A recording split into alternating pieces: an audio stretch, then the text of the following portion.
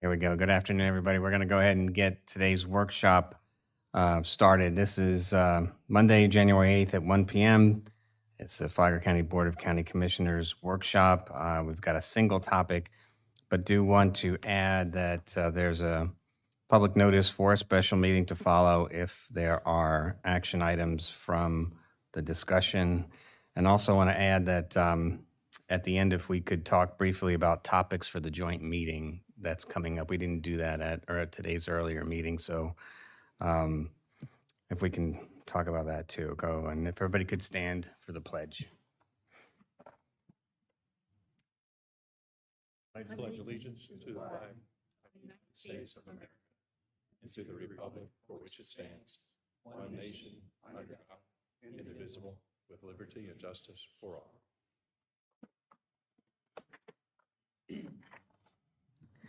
And with all our meetings, we're going to take a moment of silence. If we could add to our moment of silence those in the armed forces and our public fire and police, keep them in our thoughts and prayers for safety.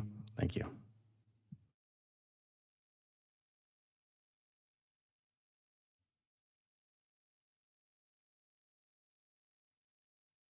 All right, thank you. All right. Well, today we're going to have a discussion about the Bulow Park RV problems. We've had numerous discussions in the past, but today we've got some residents and management from the park. So I would assume we're going to have a presentation by Mr. Mangle, and then some follow-up comments from the staff, from the park management, and then we've got time for public comment. So, Mr. Mangle. You received on Friday a little late my packet. Mainly what that was doing, or the intent of it, was to go through and talk about some of the history. And so that we know the area as Bulow Plantation DRI, but certainly it predated the DRI. I went into some of that with what you had seen in the report. And so this was, prior to that, it was the Bulow KOA campground for the campground portion, and then the mobile home park that was closer to Bulow. And so this, our familiar part that we normally see along Old Kings, active retirement community, the villages, the mobile home portion of the project, and then the RV resort being that campground portion, what the KOA became. In 2000, when Bill Linson sold his interest, I believe it was Gatorland at the time, one of the entities, basically still, as best we can determine, or as best I could determine from the succession, now the MHC Equity Lifestyle. And so all those subsidiaries now still using that Chicago address, the Equity Lifestyle. And I think those are all through combinations that have occurred over time. But basically that ownership then starting in 2000, this is what it looked like. And so at the time of the DRI, the development order coming into the right-hand side, that's Bulow Creek, and you see that MH portion. The campground being kind of in that center, right around 45 acres. That's your transient area. The north portion in the shading that you see was the Phase 2 area. Total that we're going to have for mobile homes at one point, 1,020.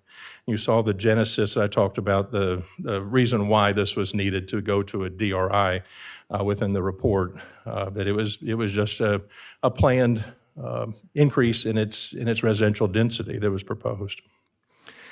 And so this is what that property looks like. This is as of January 2023. This is the aerial from off of the property appraiser system. You can see the MH units to the in those three segments, those three fingers that are there, if you will, sitting on their spaces. Those are permanent occupancy in that MH portion, the villages portion, and then the campground portion there, basically in the center. To the north with the lake to the left, that is that Phase 2 expansion area that's within the DRI boundaries. Further to the north, you would see then those three lakes that are there. That's Old Kings Village to the left, and then Polo Club West, where the three lakes are. Old Kings along the far left-hand side. From our approval in 2000, the DRI approval, I kind of mentioned a little bit of it there, but the 1,020 mobile home sites, you had the two areas that were part of that original proposal. The manufactured housing area, the permanent area, and that's 271 plus or minus acres in phase one as it was initially proposed. Correction, phase one with phase two. So you had up to 1,020 leased and improved manufactured housing sites, accessory buildings, and notice there that we're not talking about sheds and things like that. We're talking about accessory structures that are there that are part of the operation of the park itself. And then manufactured housing sales center. So those were the three uses that you had in the DRI development order for the manufactured housing, the MH portion. In the campground portion, 45 acres plus or minus, 350 improved recreational vehicle spaces. You could do the leasing of the campground spaces. Commercial storage was part of the component. You could have commercial storage on the site. Vending with a issuance of a county occupational license. Recreational vehicle sales itself. And then those accessory buildings, notice there again, those accessory buildings are those that are accessory to a campground operation. Commercial area also included within the approval, and that was to be something that could potentially benefit the neighborhood as a whole, but was really intended to be more, in my opinion, of a campground, camp store. It did provide for the sales, both recreational vehicle sales and mobile home sales within that, but you can see there, activity center, associated parking, did have an automobile service station that could be there as part of that commercial area. Note that it had 11,300 square feet of that commercial labeled as existing, 12,000 square feet proposed. I included this in the packet to you because I thought this was important to note that some of the discussions we've had is what constitutes what exactly in the world that we have as far as temporary, transient versus permanent. What I wanted to emphasize with these definitions are key parts that are here. And what distinguishes these, in my mind, and I wanted to share it with you in the statute, motor vehicle definition. So our first part that we have, part one, a motor vehicle is the following. So you have that first part, motor, automobile, truck, trailer, all those things. We kind of figured, okay, that makes sense. Then here's, notice the heading, still a motor vehicle. A recreational vehicle type unit designed as temporary living quarters for recreational camping or travel use. All that, you've got to meet the length and width provisions of 316.515.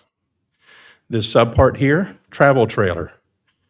Vehicular portable unit mounted on wheels, all that designed and constructed to provide temporary living quarters for recreational camping or travel use.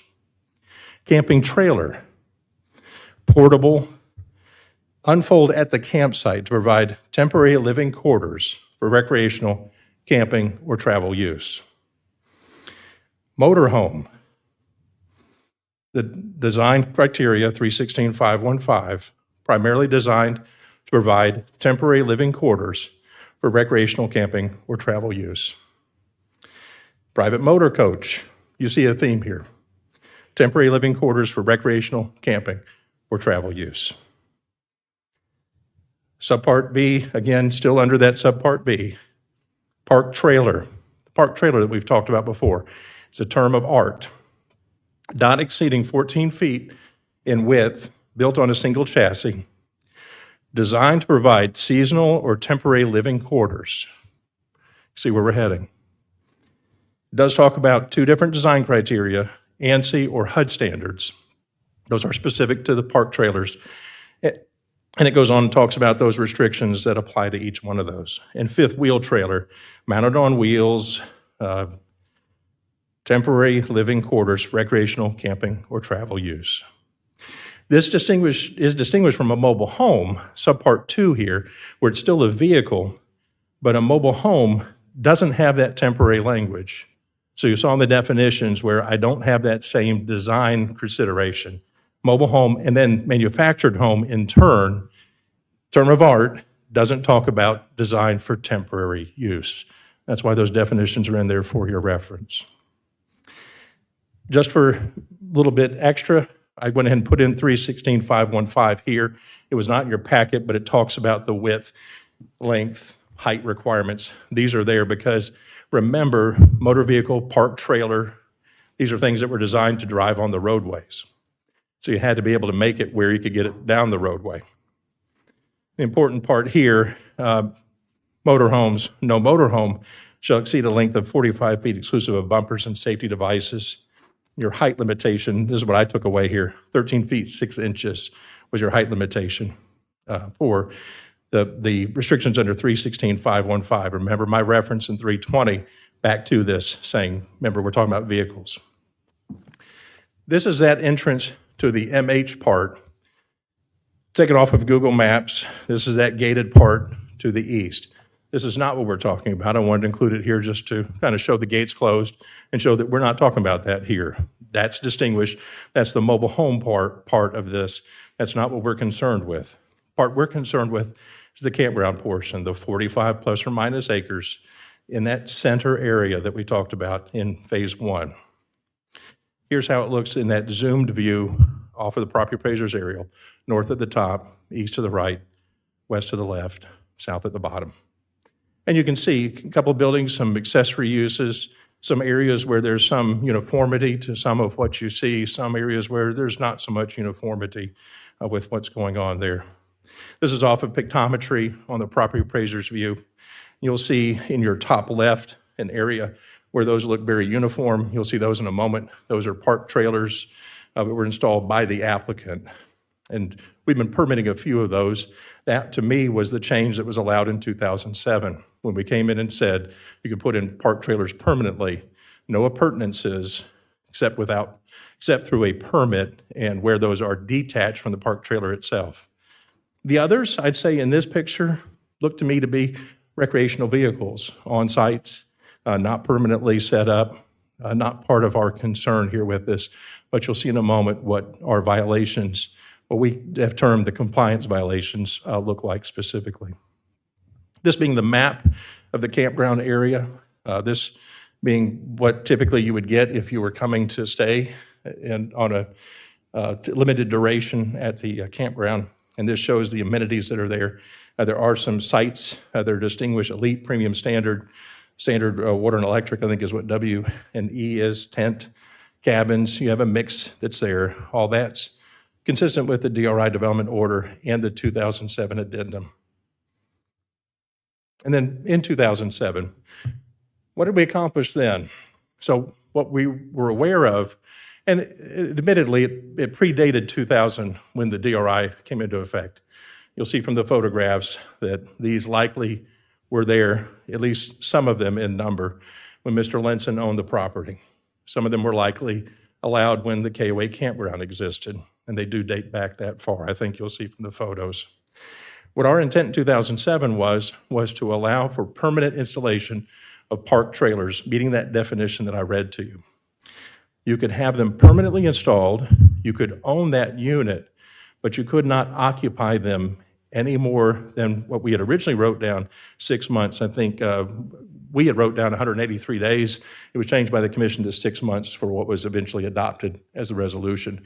We wanted it to be no more than basically half a year. That was consistent with what we had seen for some unit not being permanently occupied. Siting standards. We adopted these in 2007. And of note here, we wanted to point out all parked trailer appurtenances. You saw it in the staff report, subpart D here. All parked trailer appurtenances, including but not limited to steps and stairways, shall require review in accordance with the applicable minimum requirements of the Florida Building Code. And then subpart F under this section, no appurtenant uses may be affixed to parked trailer units by parked trailer site users. Specific to the violations that we're processing now, that date back to November 1st, 2022, we've cited those under subpart F. We have not given anyone a violation for occupancy of a parked trailer or as a permanent dwelling. The violation we've given to the owner is for appurtenances that have been attached to a parked trailer or to an RV in the campground itself. Length of occupancy was also something we wanted to be very specific with in 2007. And part of our self-effectuating language, we wanted to have the owner go through and keep track of those records for us. We weren't going to do it. We weren't going to go out and be very draconian in our enforcement. We didn't want to be there and ever present checking those records. And so we had this built in where if we requested, the park management would produce those records for us, showing that folks who were there left after the 6 months and they'd come back.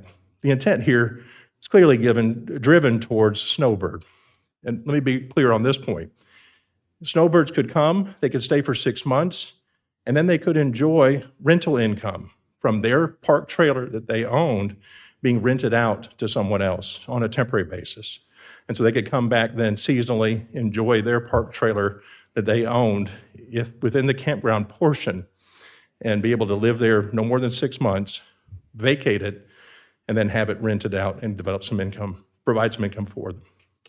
Mr. Chair, can I ask a question? Absolutely. So, I apologize if I'm getting ahead of you here, Adam, but at the time we did this resolution, some of these issues that we're going to discuss today with respect to the violations existed back then in 2007, but we set a time frame for those to be resolved, right? We did, and Without doing any enforcement. yes, sir. Or at least the initial enforcement that we had, it was prompted in 2005, 2006 by us recognizing that there was some things that were not correct within the campground, permanent structures there.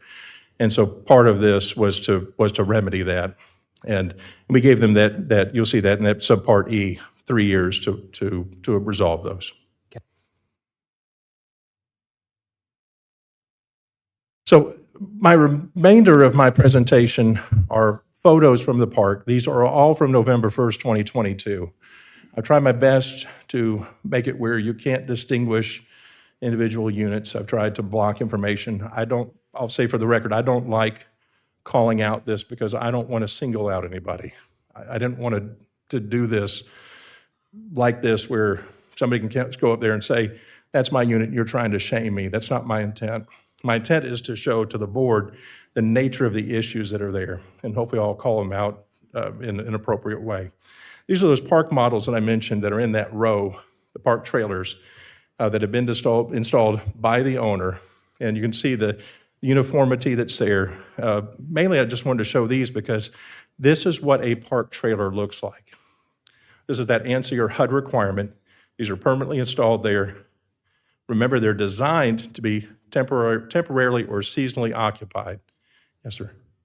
Are these owned by the resort or individuals, these trailers? Honestly, don't know. I'll defer to the management. We'll get to that. And then are these built to the RV ANSI standards or to HUD's stricter standards? Don't know either one on those. And to me, I would not read those as one being stricter than the other.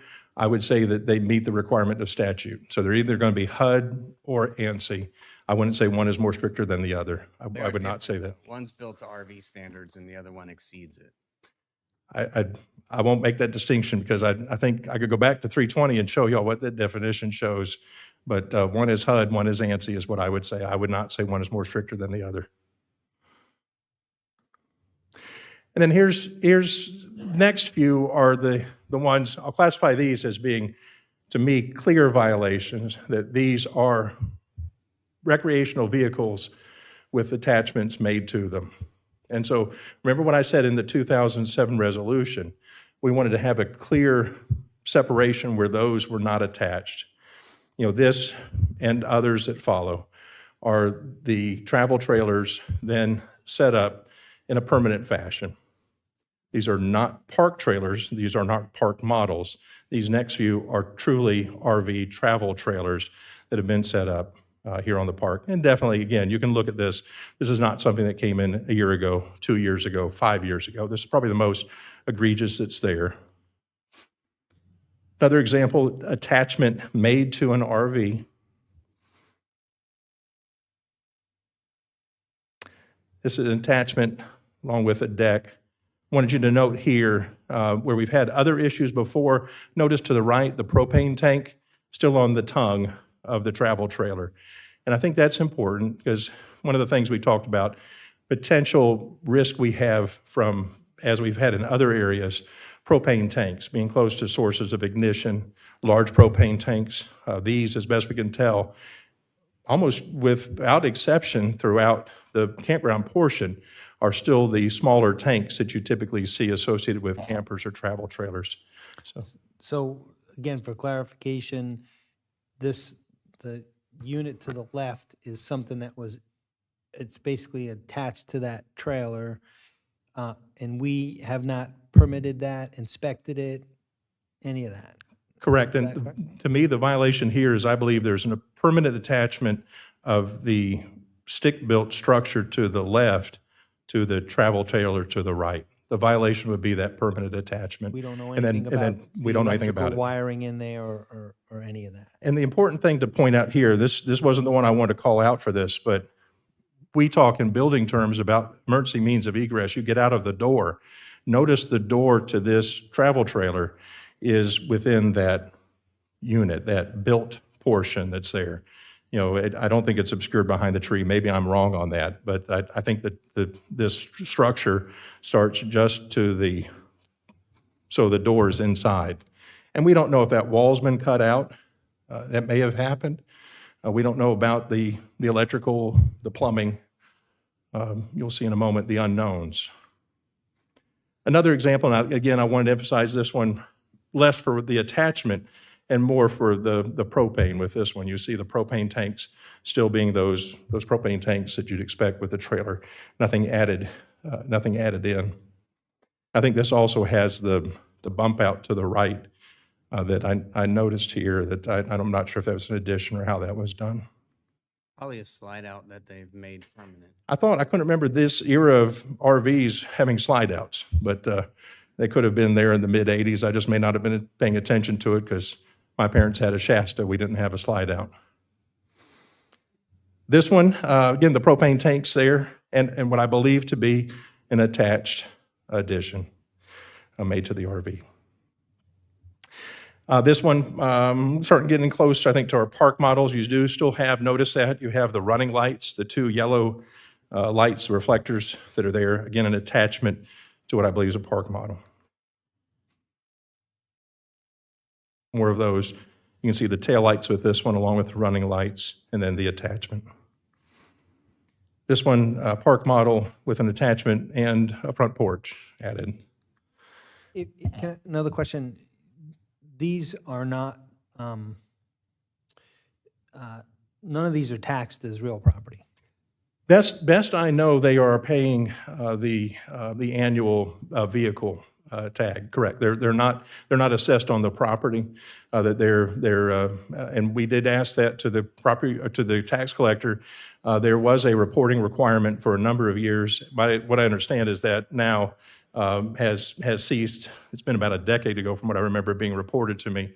At the time, there were about 50 or so that were still providing that information to the tax collector, but there's been no requirement for that reporting since then. And we didn't have a way to track down who was paying it, who wasn't within this area, but they should be paying. We did see that in quite a few of these where they still had they would place their sticker in the windows or on the tag. And so they were paying their annual tag renewal. This one I pointed out because of the unit that's there. Off to your right, you have the deck, but you have the shed, and then the shed has an addition to it. And so you have some outbuildings, but you have some other things. And this, I want to be clear, I'm not talking about necessarily life safety concerns with this, because if something happened, it would take care of their own property. It's not something that, that looks like spacing off to the left is sufficient, where I don't have a space issue. Here, I want to point it out, again, kind of your sheds, your accessory buildings. Aesthetically, it looks good, but we don't know exactly what's happening here because it wasn't permitted. Again, aesthetically, looks good. Attachment there to it, floor to room. Remembering that the park trailer is a small unit. It's not something you had heard before. We had heard it back in 2007, people coming in and saying, I can't have room sufficient for my family here. And I'm definitely empathetic for the concern, but a park trailer likely just by definition is not big enough for a family. Retirees, it's good for those. Park model addition made to it, again, looks good, but we don't know exactly what's happening there. Integrated roof line, Just a quick question. Do we know if any of, in the, this area of the park, where the people are able to, say, use it 6 months and then rent it 6? we did not run that down, and we wouldn't be concerned about that. That wasn't our violation. Well, my problem, 5% bed tax. Oh. And that's when we did this in 2007, we did have that come up, and it was, if you saw the minutes there, it was kind of the trade secret type stuff. We could ask Bulow to disclose that, but that's not something that, Well, our tax collector would know. and they cannot disclose it either, best I know. I think they can disclose. They can give us an whether aggregate there are number. any. I think they could disclose that. Well, when we did it in 2007, they said no, but we can ask that again if we wish to, if we would Will you need that. update that at every Tourist Development Council meeting as to how many units there are in the whole county, where they are generally? But not specifically. No, not to a specific owner. Okay. Is it going on at all there? Yeah, we're confident it is. I didn't check into that, but we're confident there are still. paying the They have a campground. They are. I'm sure they are. Well, it's if they're paying a daily rate versus if they're paying an annual rate. That's right. A I'm monthly thinking of rate. the subleases. Rentals are daily rates.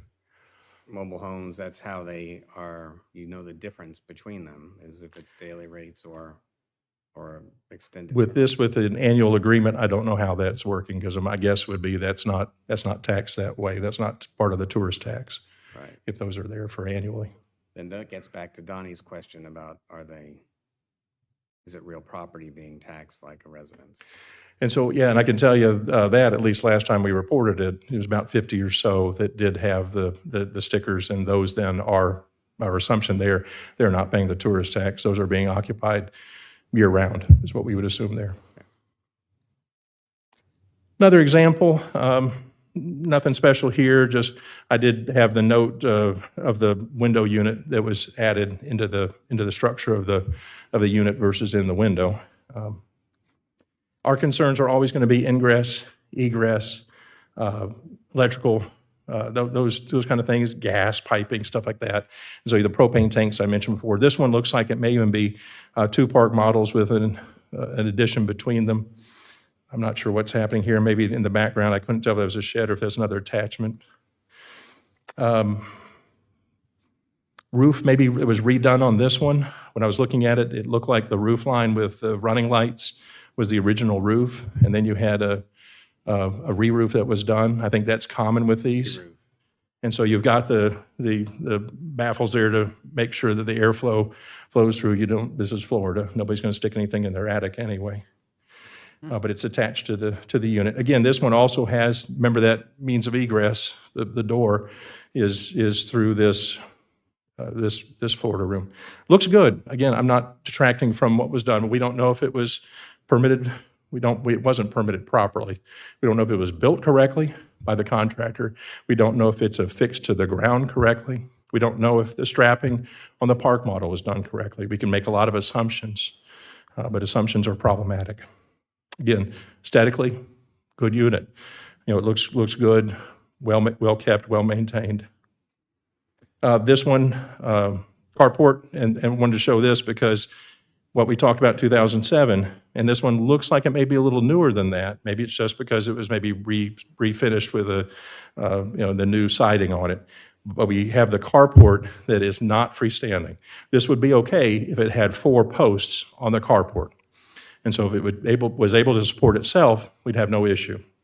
Remember, a park trailer is designed to support itself across the roadway, and then once set up, is designed to support itself, not attached structures. When you start attaching things to these vehicles, you start running into problems. So this has the Florida room on one side, and then the carport on the other. I missed one? No. Again, looks good outside. Don't know what may be happening here, but attached. Common roof line, potentially. Screen room with the carport, again, looks good. And then I think this is my final picture. Looks like re-roof was done, had the addition of the porch. So you have some things that may be issues here. So I had my remedies I put in there, and I still think these do apply. We did have a very good conversation with the management on Friday leading up to this meeting, and I'll let them talk about their feelings on these, realizing that the DO is an agreement between the owner and the county. And so it's not necessarily us coming back and saying, this is how it's got to be. We agreed to these provisions. The 2000 development order was submitted as an application for development approval, had some conditions in it, met mutual requirements, and was adopted by the county as a resolution. 2007 addendum made some changes to that, allowed the park trailers, and then restricted the occupancy. What we're thinking then is, okay, we could continue our current action. Option one here would be we just keep doing what we're doing. We've got the code enforcement under the existing DO and addendum. What that's going to require is space-by-space review potentially. And that would be a third-party reviewer, architect or an engineer, determining what needs to be done on a case-by-case basis to each one of those units.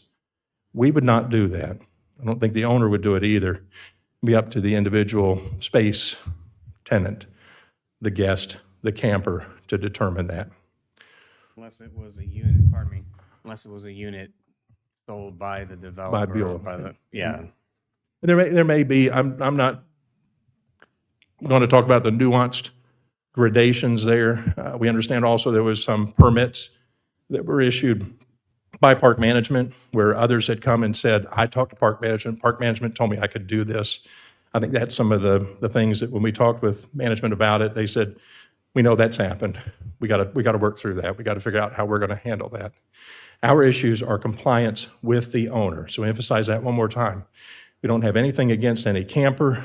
We don't have anything against any single campsite or space here directed at any individual. We're not telling somebody they need to leave. We're not evicting them. We're saying that there's a violation that's here. That option, that second part there of one, is definitely an option available to the owner. They can, and they had told us they would do this back in 2022. When we first identified these, they said, we've got some of these leases coming up. We may just opt to not renew the leases, or we may have to evict. And we said, well, that's certainly an option to you. And that would remedy the violation that we have. Second option that's here, and I put it in the report, I don't want to make it sound like a panacea because it's not, is the one that would amend the development order to allow for a campground in whole or in part to have basically permanent structures. Again, I'm not talking about occupancy. You could amend it for that too. If you have permanent structures, you'd have permanent occupancy. Remembering that mix of what I showed you, that creates problems because I'm back to a travel trailer not designed for permanent occupancy attached to a Florida room that's somewhat permanent, should be permanent. How do I handle that? I'm back to that same design professional coming in, figuring out how that can continue to stay there. And that may include then retroactive permitting, could include demo. And then when we talked after this morning's meeting, we talked about potential compliance periods, not unlike what we had in 2007. We know we have the mutual interest with the owner. We don't want to have people put out of their homes. That creates problems for all of us. And so we talked about then, well, if this stuff's been out there since 2007, we had 3 years back then, and then nothing happened, what would that look like now? And realizing 2007's footsteps of the Great Recession, moving forward then into all other things, COVID, whatever else we can put back on the timing. But what will we look at now with that? And realizing that there's been some momentum on the part of the owner and us in achieving compliance. What would that look like? And so we had said, okay, we've already extended this from that November 1st, 2022 action forward into 2023, early 2023. And then we extended it again now to this part, one more extension through to January 31st, 2024. There's been a time frame within which folks that were hopefully going to comply, maybe have already done so, maybe through attrition, maybe they've come back and they just found some other place to move to. We're hoping some of that will happen this time if a time extension is what the board's looking for. I would not want that to be a 3-year extension because we had said before in 2007 this was important to us. We did the 3 years and admittedly nothing happened. Here we are, deja vu all over again, and we're saying it's important to us. Well, how important is it to us now? If a time extension is something that's considered by the board, I want it to be potentially a 6-month extension with us coming back to the board, working in conjunction with the owner and reporting back to the board on the progress that's been made at that 6-month mark. And so if that's even in your realm of thinking, that would be staff's recommendation would be an extension of not more than 6 months. This demonstrates to everyone that we're serious about this. This is our chance to remedy these violations. This is our chance to make the change that didn't happen before. Didn't happen in 2000, didn't happen in 2007, but now is our chance to make that change and fix these situations that are out there. That I'll close. Certainly workshop has some more interaction. I'll wait for questions or comments and I'll jump up when I'm needed. And the representatives we have from the owner are eager to speak, I think, and then answer your questions. Thank you all for your time. Did anybody have some follow-up questions for Adam? I just so I understand, what's the difference as far as compliance between the 3-year extension in 2007 and a proposed, say, 6-month additional extension now, as far as compliance? None other than just the time shortened. I mean, I do think, I'm hoping that since '07, we have less of the problem that we had before. When we did our review in November 1st, it looked like maybe not a whole lot had changed. I think one option is time for third-party inspections. That's true too. Okay. You got to know what you got, but On page 12 of 13 on your stuff that you sent us, the documentation, it's it's the second paragraph, where are we now? So I'm trying to understand the math here and the scope of the problem. So you have that in November 22, we found 63 code violations. I think that's Then, right. then I it believe. says, then later on it says that we found that 7, in October of '23, that 7 had achieved compliance, and then we found another 11 spaces not in compliance, and then in November '23, there were 14 that were now in compliance. So if I'm going plus and minus here, I'm coming up with a number of 51. Is that about where we're at, or is that a whole? I didn't check our most recent review, but I think doing the math back and forth, that doesn't sound too far off. I don't, plus or minus, and realizing also that we did not go back in and do an inspection in December. Because we had talked about doing that, and then we said, look, we're not going to go in there and do that because it would have been viewed adversely by the folks in the campsites. So certainly since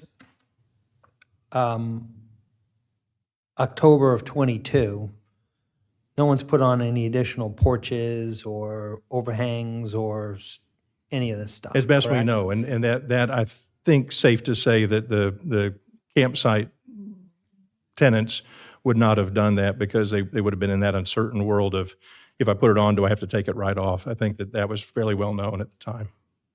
Or I better get it on now before Well, I hope I'm not not. allowed to. Yes, sir. Understood. I hope that did not happen. And when we looked at, I can say that, when we looked at the photos, kind of before and after from between the two inspections we did have, that we didn't see. The 11 that were there, I think, were just not seen the first time that we had come back with. There's evidence of new, shiny stuff. Though. Right, exactly. It's unweathered wood. Yes. Anybody else? Questions? No, I think my questions are for Okay. the party. All right. The applicant, I'm calling him applicant. I'll It's stand not by. Yes, applicant. sir. It's the existing property owner and management. If introduce yourselves and the floor is yours. Good afternoon. My name's Stan Martin. I'm a senior vice president in the legal department for the owner. And this is Monsi Clemmy. She's the regional vice president with the company. And this is this property is within her portfolio. I'm sorry, that your name again? Monsi Clemmy. Monsi? Okay. Yes, thank you. Did you have something that you wanted to present, or were you just going to comment on what's been presented so far?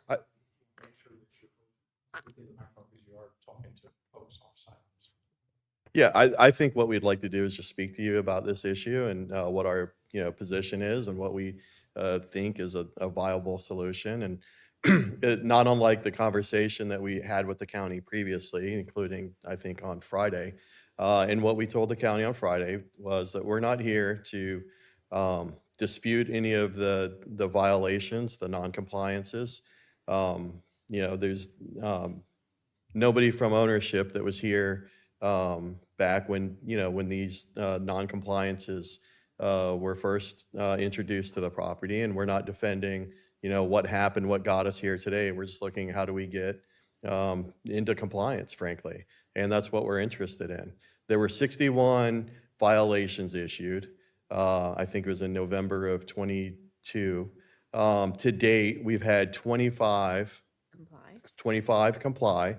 After we've sent a series of correspondences to the guests, informing them that they need to bring their sites into compliance, and we've made it clear that if they don't, non-renewal and/or eviction is on the table, because that, as an RV resort owner, that's really the only remedy that we have.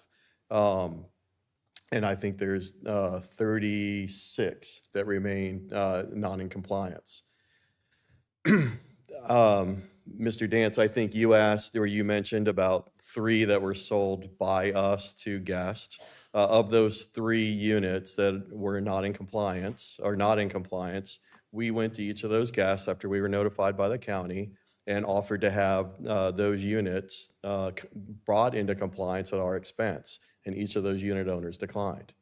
So we're really left, and we're not interested in amending the DO, as I'm sure you see on a much more frequent basis than I do. Once you go down that path, it is, especially on an older property, things can get ugly really quickly. And what we want to do is maintain the RV resort that we're permitted for. We don't want permanent structures on there. We don't allow permanent residency in the RV section. The guests sign, and they are guests, they sign what we refer to and was titled as a transient use agreement, where they acknowledge and agree that they won't reside on site in the unit for more than 6 months out of the year. We want to bring the property into compliance. I can't stress that enough, at the risk of repeating myself. We're willing to do what that takes. We have worked with the guest. 25 of them have voluntarily brought the property, their sites, into compliance. But for those guests that won't bring the sites into compliance, we have no choice but to non-renew the leases and/or evict them. And it's unfortunate, but this is transient housing. It's not designed for anybody to live in year-round. We understand that it's a disruption to their lives.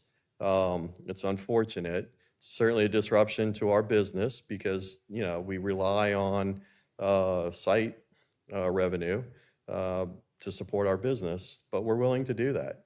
We want to bring the property into compliance. 6 months would be great, but in all candor, having done this type of work for 24 years, I'm not sure a lot is going to happen within 6 months, such that the commission's going to be happy and that the county's going to be happy. Certainly through natural attrition and turnover, there will be, any number of sites that come into compliance and voluntary compliance. But just being realistic about this, if we don't go down the non-renewal and/or the mass eviction path, We think a year and a half is probably much more realistic. But, you know, we're here, we've been speaking with the county. We want to work with the county, we want to do what's right.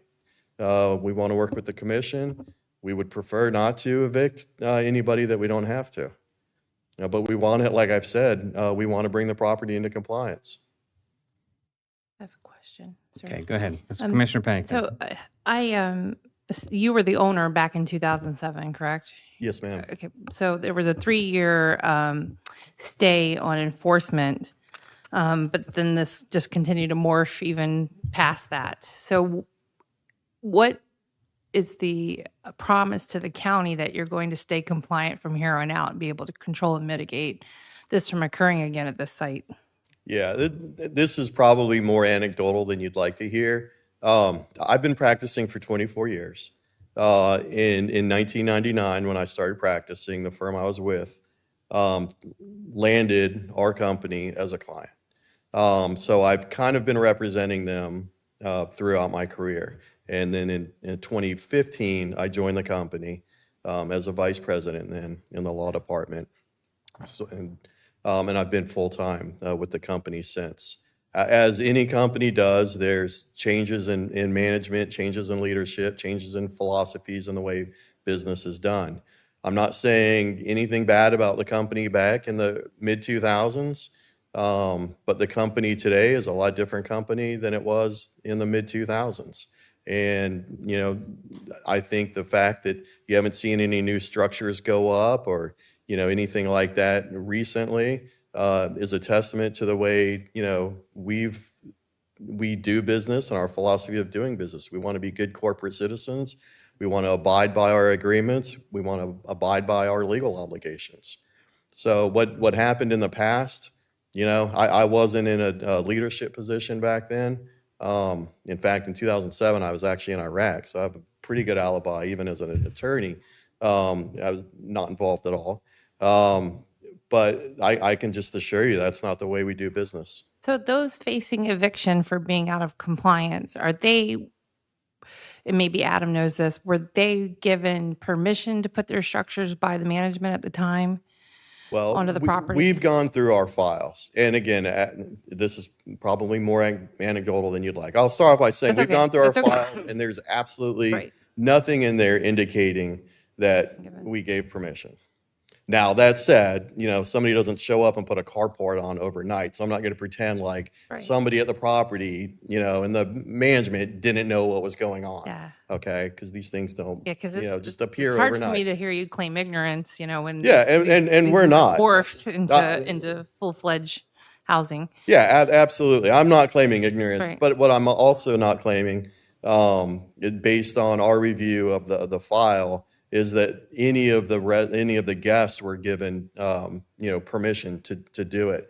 Every time there's a change in property manager or a change in ownership of an RV resort, of a mobile home park, anything of the sort, everybody that has something out of compliance claims that the prior manager allowed it, and the prior owner allowed it. So those facing eviction that added on and are not in compliance, they are the ones that financially would have to remediate to get in compliance, correct? Is that what we're expecting here? That's correct. These are their units. That's correct. And again, these are transient units. They are not designed, you know, to be there forever. They're designed to be taken out of the property on a pretty expeditious basis if necessary. So it's just the park models where you're willing to financially assist, but they're not. Well, the Right, three the that three we that you sold, sold to them. yeah. Okay. But the guests don't want that. In those three properties. And they can't be evicted, correct? Because technically you sold them, or how does that work? No, Since they don't want to do I it, think they still could be They can still- evicted. Yeah. they just own their model. Oh yeah, They can take they're it. free to take it with them. Okay. Absolutely. Okay, speak. Mr. Sullivan, you look like you had. No, I like that. I keep thinking what can be done here, but I think we've explained it pretty well. It's unfortunate, a very unfortunate situation for some of these people, but I don't know. I have nothing further to say. Brian? Yeah, can you just go back what you said about 18 months?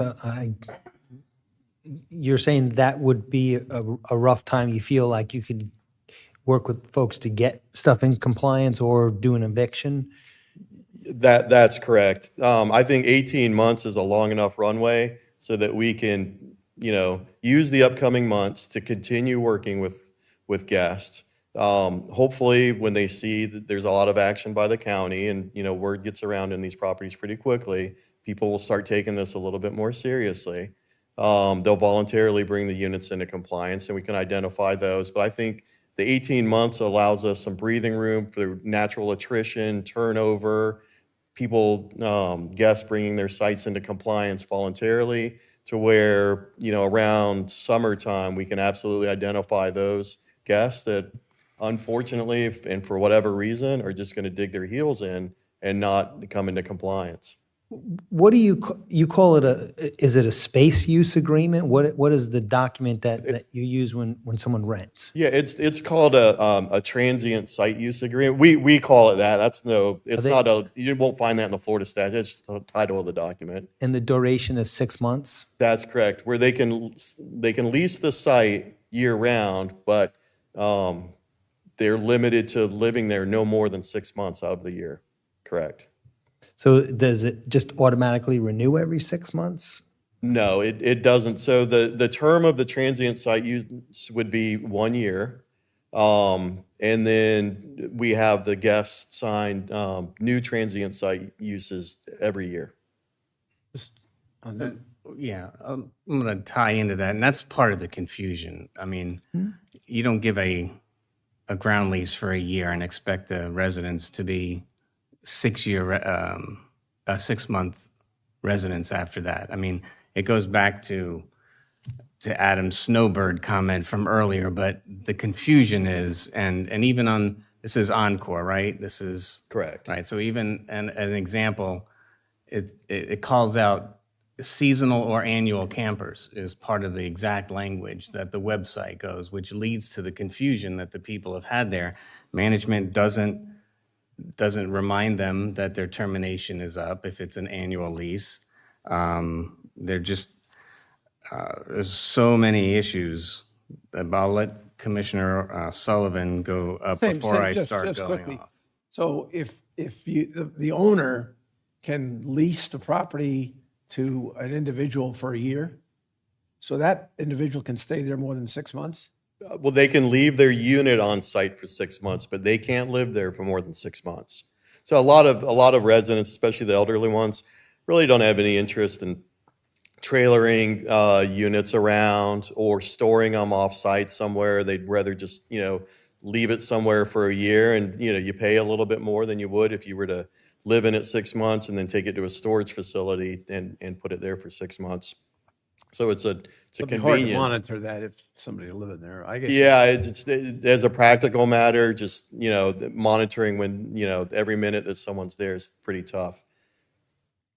It's doable. It's just not being done. Right. Let me just go over a few, and then I'll let everybody else go in there. This really is a property management issue, a failure of property management. I mean, the management knows when structures are going up. They drive, right? Management not drive the site continuously. Proper management would be doing that and noticing if things are going up that are adverse to code. So I have a trouble with turning the blind eye and claiming that past management and it's not passing the smell test so far. Well, we're not trying to pass the blame on anybody. We're just saying that, we're not contesting. We're not defending it. But it was neither Monsi nor I that were responsible for it. Just Right. like you're not responsible for something that happened in the county, No, but the 20 company years is still ago. responsible regardless of the people there. So the company is still responsible. And they've allowed people to expend their money to make improvements that are allowed. And I now, guess you could say the same thing about the county not coming in and actively taking a more active hand in code enforcement, that it's the county's fault because they should have seen, the structures going up or. well, that's where policing the we're at property. because you're trying to place blame on the county. No, and we're that's not. completely wrong. I'm saying that's like saying I'm using an analogy.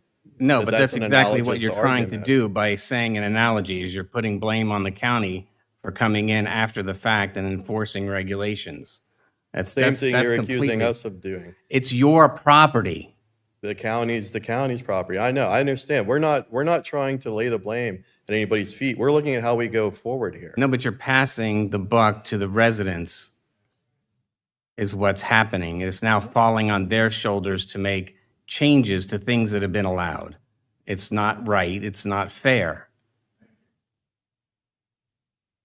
And this has been persisting. You even said since 2007, you've been involved and it's been persisting. I did not say I've been involved since 2007. I said I was in Iraq in 2007. There's evidence of new improvements. If you drive through, you will see shiny, brand new wood additions to projects. So there have been unallowed improvements. What sites Recently. are you referring to specifically? I don't have them written down. Oh, okay. I mean, I've driven through a couple times, and the pictures, although not all of Adam's pictures show that, I think I've got pictures from my camera that show it.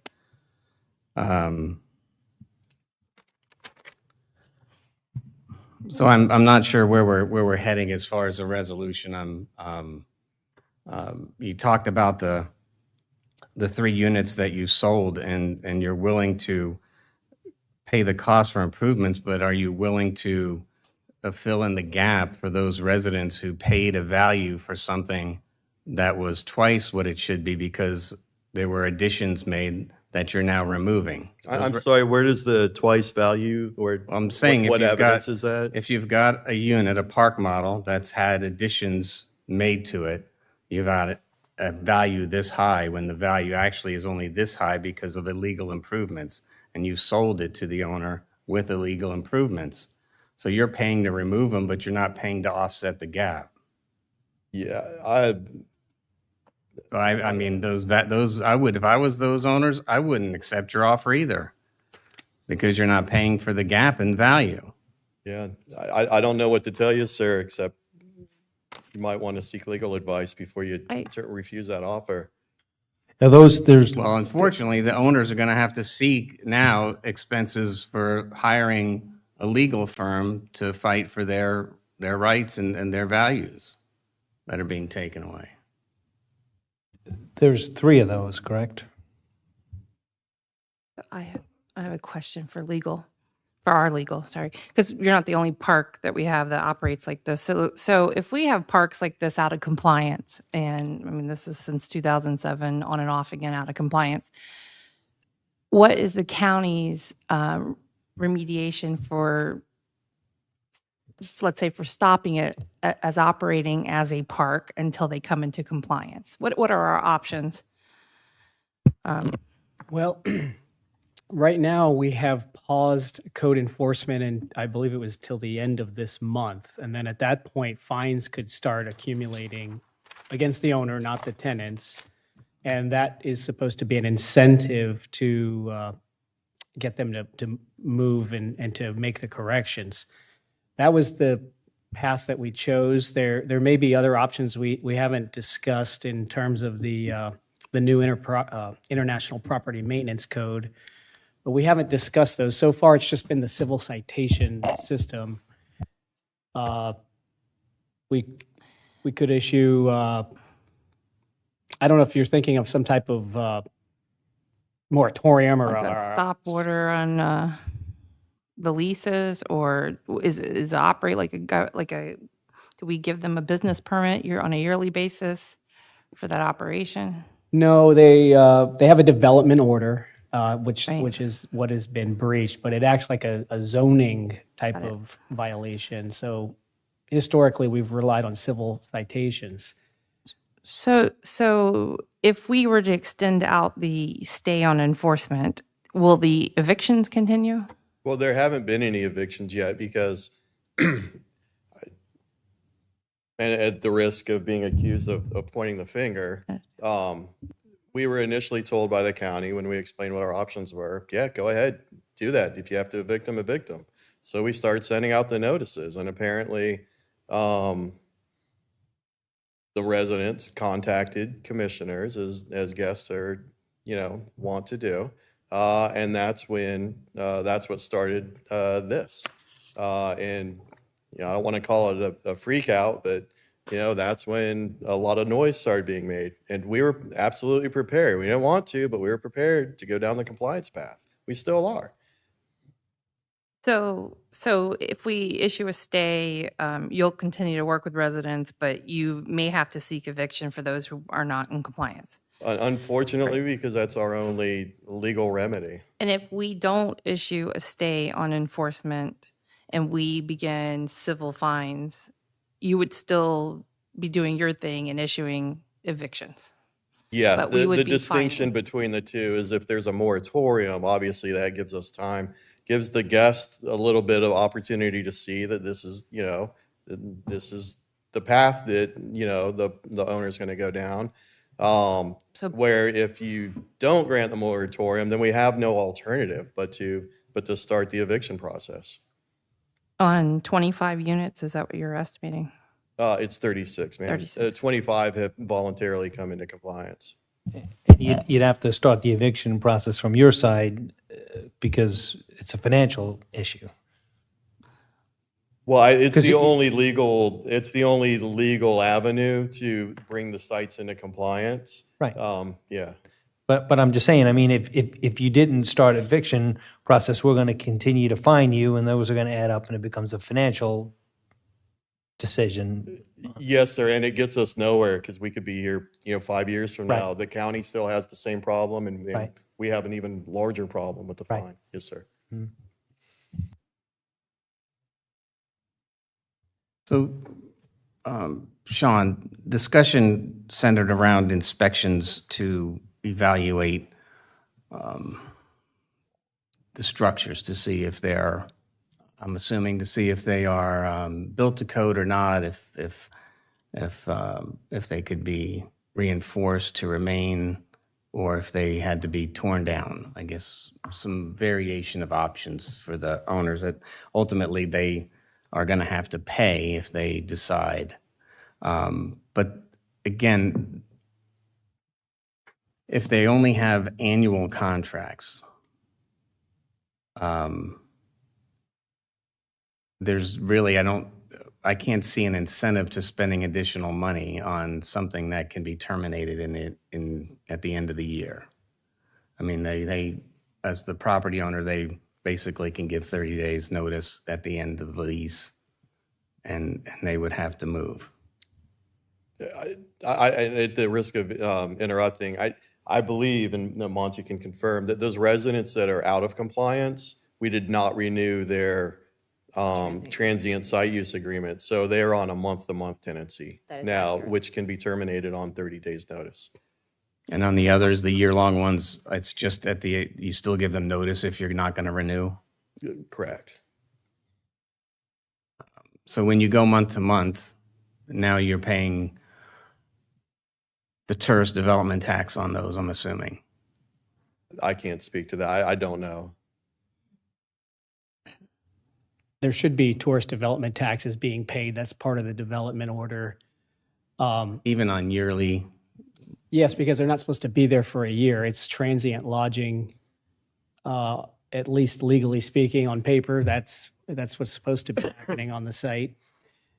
In addition, the residents, depending on their situation, if they've been there for longer than 6 months with the knowledge of the owners, to evict them would require an order of the court. If they're not willing to leave, they would have to go through a process in the court. They have additional due process rights because of the length of their tenancy.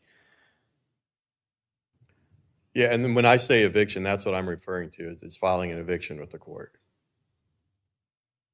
which is different than non-renewing. Is it the same? Non-renewing is really it's an issue between the guest and the park owner. If the guest doesn't honor the non-renewal, then you have to go and, seek judicial remedy of eviction. Be interesting to know how many are not the same owner. But What do you mean? the people that are residing there being different ownership than the parcel. These were the RVs that we've seen pictures of are sitting on land annual agreements, or are those month to month or day to day? Without knowing each of the site numbers, I don't think either one of us would be able to tell. So they're because- paying an annual fee. But when you say owner, you mean of the unit, not the land, just the unit. True, the land is right, yes. But there could be someone that owns one of those units and has a tenant in there, but their agreement is with the, Oh, is the question whether any of the units are subletted? yeah. Okay, the answer should be no, because we don't allow subletting. Should be no, but Yeah, I mean, there's no way that you would know that or enforce it. Chair, Yes, go ahead. what would be the fine per unit out of compliance if we were to start fining? Is that like monthly? I know it's sort of for units out in the west, but I can't remember if it's $25 or $50 per violation, so it adds up when there's a number. But then once it continues, again, not quotable, but I think it elevates up to $400 per violation so you can imagine if you got 36 of those, after a period of time. I'll say that for the record, that part I can tell you that if you remember, the genesis behind us seeking this special magistrate was because we've got several violations out there where the violator just treats it as a de facto tax. They pay the co-violation because it's minor, and so we've got some of them that are just recurring. Every 60, 90 days they pay it and they keep going. So one of the things that would happen here, scenario, if the fines start getting to that point, that creates a basis for us to take it to a special magistrate and resolve it that way. and these fines would be in this particular on the management, right, and not They on would. the individual. They would. All right, if there's no questions, we'll open it up for public comment. Just had one other Yes, sir. question for Sean. Go ahead. If we have no other legal remedy to, on the compliance issues with the structures and anything that's outside of code for us, other than to work with the park owner, the landowner, because the unit owners are, as they term, guest or they have this use agreement, correct? So in other words, Yes. if we went in there tomorrow and we found a really badly miswired property, they added on a structure and the electrical wiring is very dangerous and done poorly. If we found that, our legal process is to work with the owner, correct? Yes, Not yes. the unit and owner, but the landowner. the landowner, that's right. In that situation, that hypothetical that you mentioned, the building official could deem the unit unsafe and that it be vacated if it's an imminent danger. So it would affect them that way. But in terms of enforcement, we are interested in working, the accountability is on the landowner. So if there was an apartment complex and there was the same thing, the tenant did their own wiring inside the unit or something like that, and it was dangerous, we have our legal process is with the owner of the building, not with the tenant. Correct. And if you could help me clarify too, how the reservation for the site works for a year.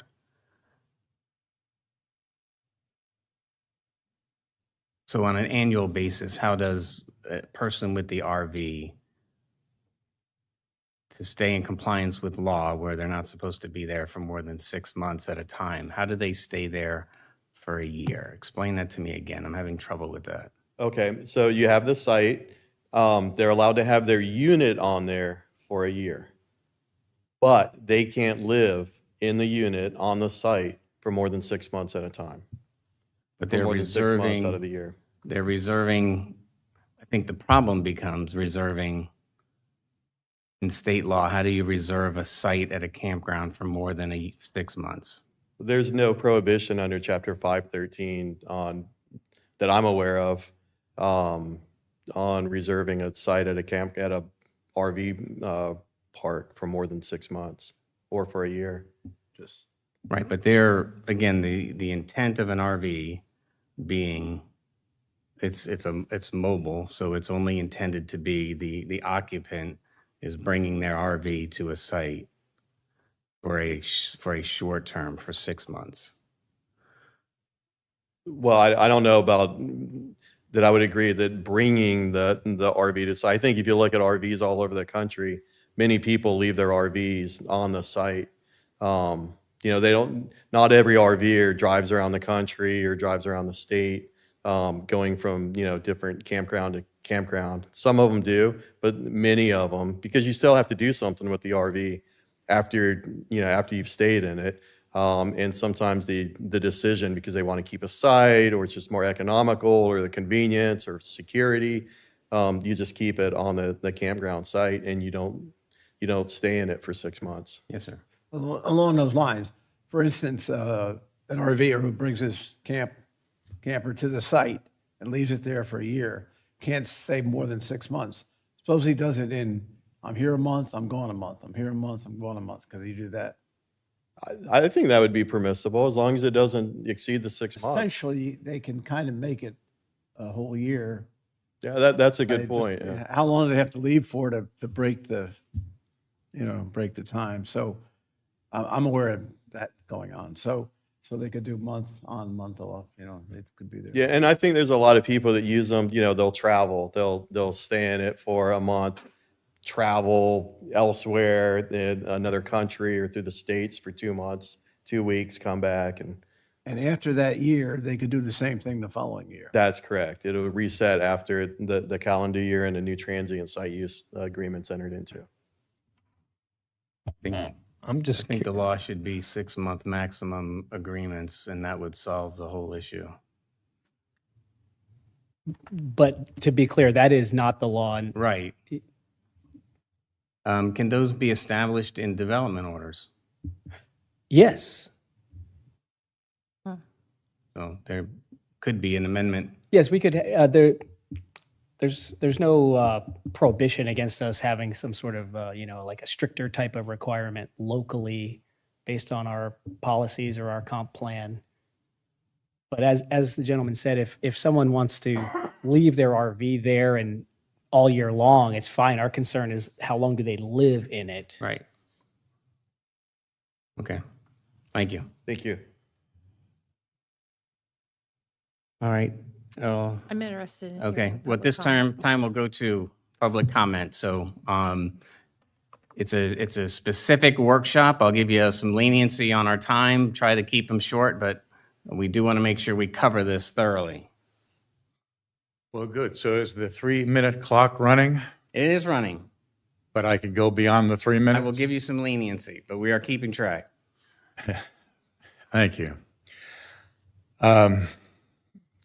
First of all, I want to say that I'm seriously disappointed in the ownership's representation here.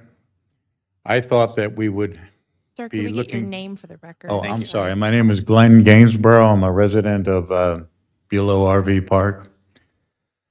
I thought that we would be seeking some type of remedy, some type of mutual agreement where both parties, the county and Equity Lifestyle Properties, would admit that there has been negligence, and I would say gross negligence, in responsibility for this situation. This has been ongoing since 2007. It has been ignored with a hiatus till 2010. And I want to also just mention, Mr. Martin mentioned that he was in Iraq in 2007. Several of the people who are facing eviction were in Iraq, also in Afghanistan, also in Vietnam. So just for the record, you're not alone in your position there. This is such a blatant case of injustice. I cannot hardly believe what I'm hearing. And I thought when Mr. Moylan mentioned on our Zoom meeting on Friday that we needed to seek legal representation, I thought we could hold off and that there would be some type of progress made here. But I see that, unfortunately, he was correct. Because this whole thing is so juvenile. To hear Mr. Martin say, well, Monzi and I weren't there. It's not our fault. Come on, that's kindergarten stuff. Your company was there. There are people living in Bulow RV Park that I know, and you probably know as well, unless you purposely choose to ignore it, are living there year-round and have been living there year-round for years on end. There are at least 30 people, maybe more, and I don't mean people, I mean sites where people are living there year-round. No mention is made of that when we sign our lease or prior to October 2022. No mention was made of this at all. Yes, we signed an agreement, and yes, it is somewhat contradictory because it says you cannot occupy more than 6 months, but you sign an annual lease, you pay an annual fee, and nobody checks on how long you're staying there. Nobody. They drive around every day and they look at some representative from the park looks at each of the houses, each of the trailers. So to say these things sprang up, as Mr. Dance mentioned, Mr. Martin is saying nothing new has come along here. All these things that have taken place in full view of Equity Lifestyle Properties. Now, the county, to my reading of the statutes, and correct me if I'm wrong, Mr. Mengel, but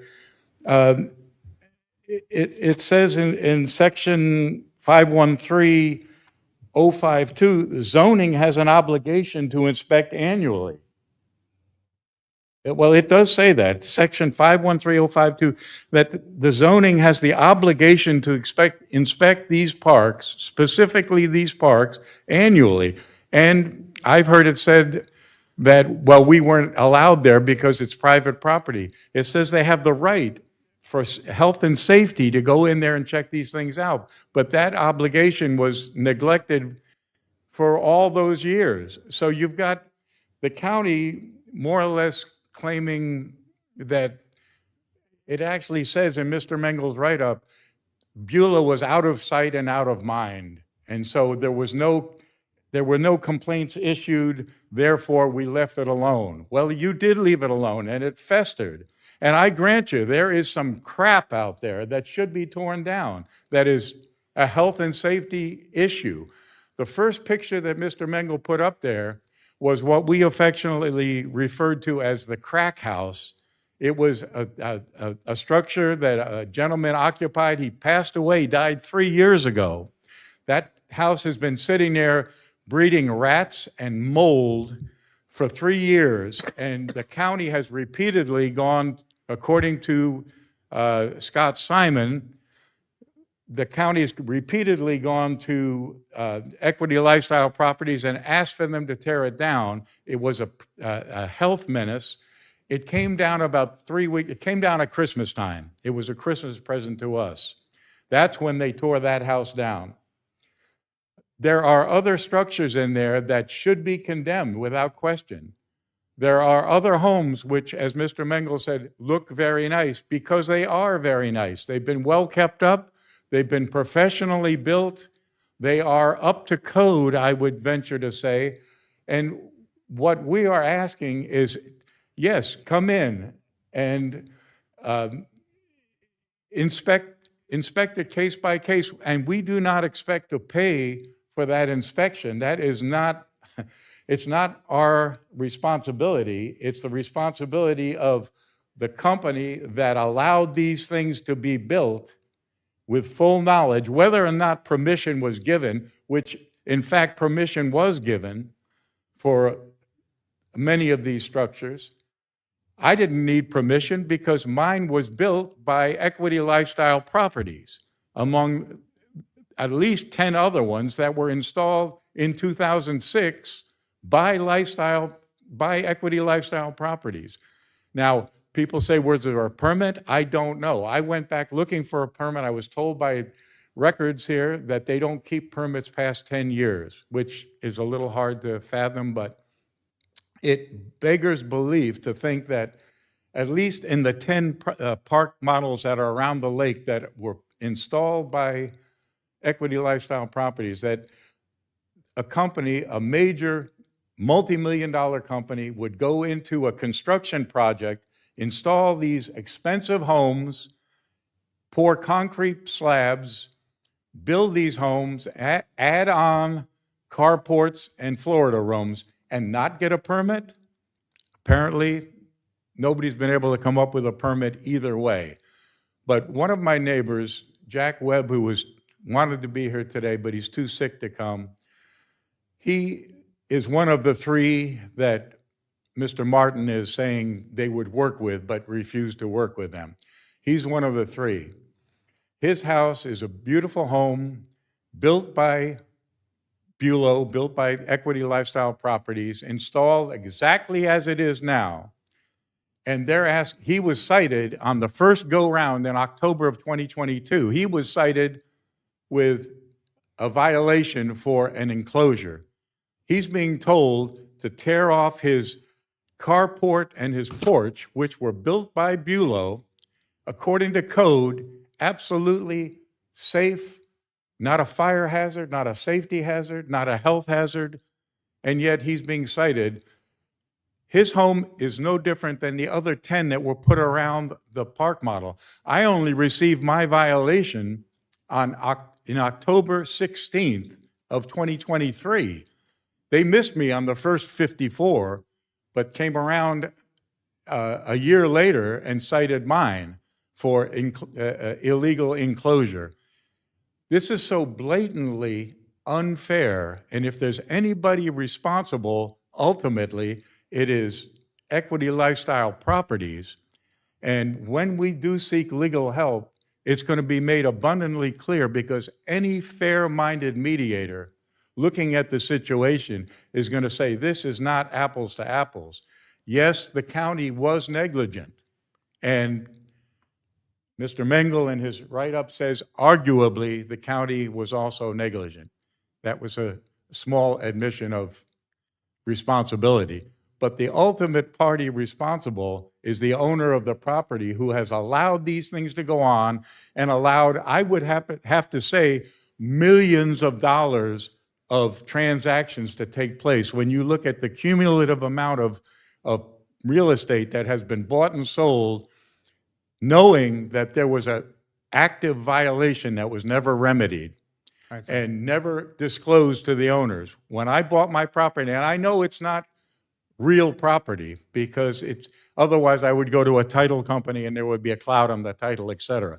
This is not real property. This is a different term. This is just property. This is just, we bought a house, we bought a mobile home on a site. We did not buy the land, we did not buy the real estate.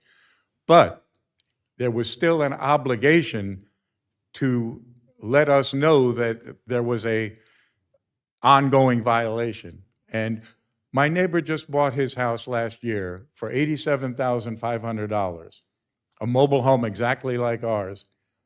He cannot sell that house now without disclosing that there is a ongoing threat. He will lose all the value on that house. And to add insult to injury, Mr. Martin is maintaining that we've got to destroy and cut our houses in half. And as Mr. Dance pointed out, yes, we are going to lose half the value of the property, more than half the value of the property. Nobody's going to want to buy into a situation that has this ongoing threat. So yeah, if it's remedied, there won't be the ongoing threat, but the value of the property will be greatly diminished. Right, And sir. somebody has to pay for that diminished value. Okay. As I said at the Zoom meeting, if Equity Lifestyle Properties wants to make us whole financially, and that's the way it's going to go down, so be it. But there's going to be a lot of slack to be taken up there. And when this is referred to, the clients have, or the guests have come into compliance, the 30 or so that have supposedly come into compliance, you know what these people did? They abandoned their houses, abandoned their homes that they'd bought, turned the titles back into Equity Lifestyle Property and said, here, you can have it, because they couldn't stand the stress of what was going on. These are people who literally had lived there for 15 years, had a beautiful home, everything was fine, life was going on. They lived there year-round, they signed their annual lease, knowing that, as I said, it was contradictory because it's a 6-month, in writing, it's a 6-month lease, but in reality, they're staying there year-round, and they're there right now. They're there right now. All Go right, back fine. and, you didn't, I asked them to come and take a ride through the park, but they were, I don't know, they were too busy, or it was raining, I guess. Can you finish up, sir? Yeah, Or I'll I'm gonna make finish sure- up. Go back and look at how many people are living there year-round right now. At least go back and see what's going on. For you, it's easy to say, yeah, we're gonna enforce compliance. We don't know what happened before. We want to just move on from where we are. You're responsible for where we are right now. So this is not going to go away. These are, so many people have already been hurt. And if they come out of the woodwork, they're going to come after you, Equity Lifestyle Properties, and I hope they do. Thank you, sir. But at any rate, thank you for your time. Thank you. Wait, I will forward, Sean, to you an email that I got a while back that was a copy of an email from Encore that is approval of granting approval in email of a shed porch. So there's written approval from the management company to construct, and I'll send that to you Okay, because it's public record, needs to be Right. sent to you. thank you. Any other public comments? You've come this far to come to the meeting. You're good?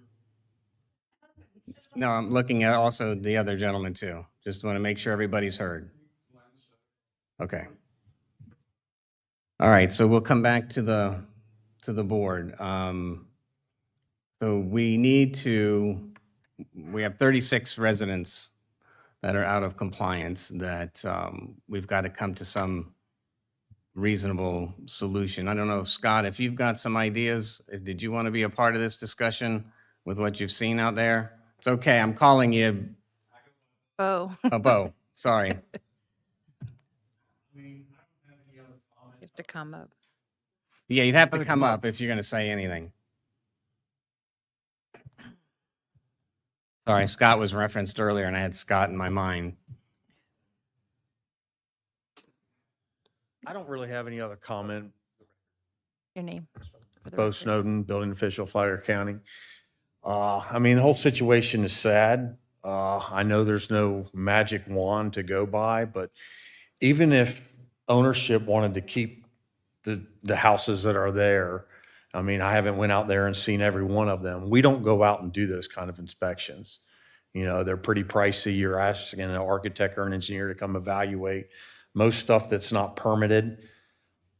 I mean, just doing this as many years as I have, 9 times out of 10, they're not code. I mean, if an engineer and architect goes in there and does that kind of thing. So, I mean, even if they do want to keep the permanent structures, I think there's still a long road ahead, an expensive road also. I mean, that's the only thing I would want to add. I mean, people keep saying these life safety inspections, like we're going to go out there, look at it and say, hey, this one's safe, it can stay. That's not what we do. So, but I'll be happy to answer any other questions if you guys have for me. So it wouldn't be us doing any determination of Correct. safety or anything like that. It would have to be you'd have to bring in a licensed person to make those. And it would get recommendations. expensive. I mean, some of these rooms, if you spent 10 grand to build it and you had to pay 2 or 3 grand to evaluate it, and at the end of the evaluation, it says you have to do 5 grand worth of work to be able to keep it. It's just, it's a weird road to go down on after effect permits. Commissioner Sullivan. Yeah, just kind of a general question since you're up here.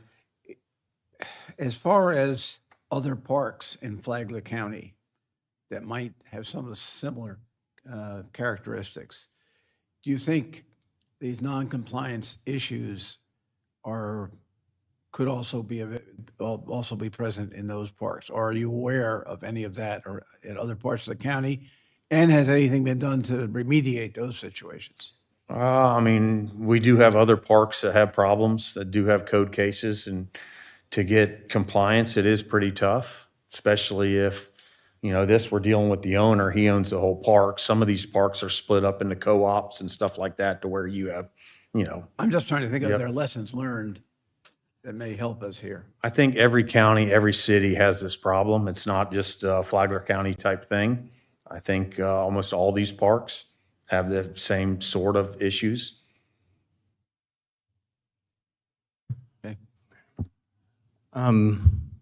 What are some, you talked about some options. And I think what we didn't talk about was the options of some of these residents becoming homeless if they are not able, and then that burden falling on the county as well. So go back through some options we've got so that we can kind of pull this together. The status quo is the code enforcement action that's currently pending, and so that would be the proceeding with that. January 31st, we would then enforce against the owner the violations that remain. In order to make that probably true up the numbers, we'd go and we would want to do a site inspection prior to issuing then the citations for the fines. And so that would, that's one option that's there. Options on our part, go ahead. Yes, sir. What if, so the discussion about inspections, per unit, if the residents called individually to call inspectors, what about an RFP, say that the county put out there for a 36-unit inspection that could be put out there? I'd hesitate with that because I think there's some liability, but I'll let Bo talk about it. I mean, again, they'd still have to be separated. The structures couldn't be joined. So even the fix on this thing is still cutting the house in half to be in compliance with the DRI, which they have mentioned they're not willing to go back and change the DRI. So you still would have to have a park trailer would be the biggest thing that you could put in there. And then if they allow separate structures, they would have to be separate. They'd have to be a gap in between. That's the problem that we're going to go into. You're not supposed to add on to park trailers and fifth wheels and stuff. I mean, they're not supposed to. I mean, if you go by the park trailer manual, nothing supports on that. They don't even want awnings. The only thing they want is just the flashing of the roof to keep them, somewhat waterproof. But they have to be freestanding structures, and the theory of pulling one out and backing a new one in. So I don't think the people or anyone would want to spend that kind of money to leave it there when they're tenants from year to year. Was there a written agreement in there on Mr. Gainsborough's comment about an annual inspection? Where did that come from? Do we know? An annual inspection? I don't know. Hold on. I think the statute that was cited was I'm 513.052. sorry, that's the Department of Health. Yeah, That is- that's the inspection I know of that the health department does. It's not a zoning inspection. I couldn't quote it, but it annually and some of the data, you saw me reference it in the staff Doesn't report. apply to the structures. No, what they're checking then is it's a sanitary, what they're checking when they go in, and hopefully I'm not speaking wrong for anyone that may be watching now or later from the health department, but they're checking, it's sanitary. They're checking the hookups. They look for both RV campground hookups and mobile home hookups. And so one of the issues I did talk about with John Bay, paraphrasing our conversation, is that when you start getting into these hybrid things where you have travel trailer park models with attachments, what are they? You know, because their world is an MH, manufactured housing mobile home world, or a campground world. And when you start getting these hybrids, they don't know how to classify them on their end either. But their statute through Chapter 513, their annual inspections are sanitary. Okay. All right. It falls under consumer protection. Under the health department. I don't see the health department listed. It's regulation of trade, commerce, investments, and solicitations. So I don't know. We'd have to get a more insight. Do you see on that. point The entire 052? chapter. Yeah. Is that, because that's the one I'm remembering, is that it Chapter was, 513, mobile home and recreational vehicle parks, under the title Regulation of Trade, Commerce, Investments, and Solicitations.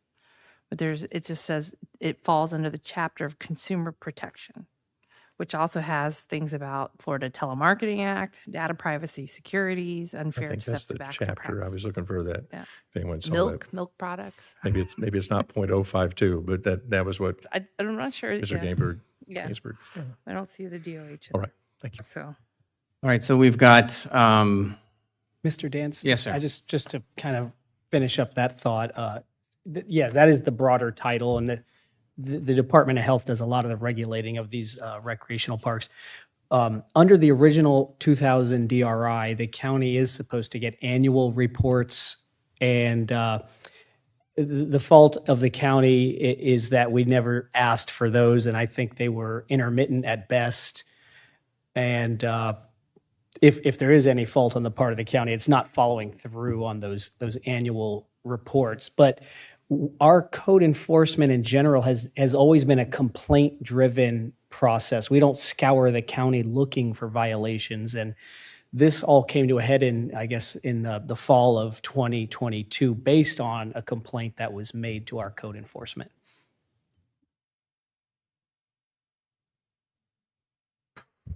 okay. Okay, I'll allow it. Yes, Mr. Moylan, that's exactly right. This whole thing came because two neighbors could not get along, and they insisted on creating a situation wherein zoning's hand was forced to come out and get involved. So possibly the remedy to the situation would be if you refer to Section 513065, or Statute 513065, Section 5, it says the department may reduce or waive any penalty sought to be imposed through a citation. You all have the power to negate this violation. I'm not saying negate the health and safety. I'm not saying negate the fact that some of these structures need to be they all need to be brought into compliance or verified that they are in compliance, but the violation itself can be withdrawn. The two characters who started this whole thing are both gone. They pulled up stakes and left, probably because they probably would have been killed, but they're gone. So maybe you could just back out the violation. You have the power to do that.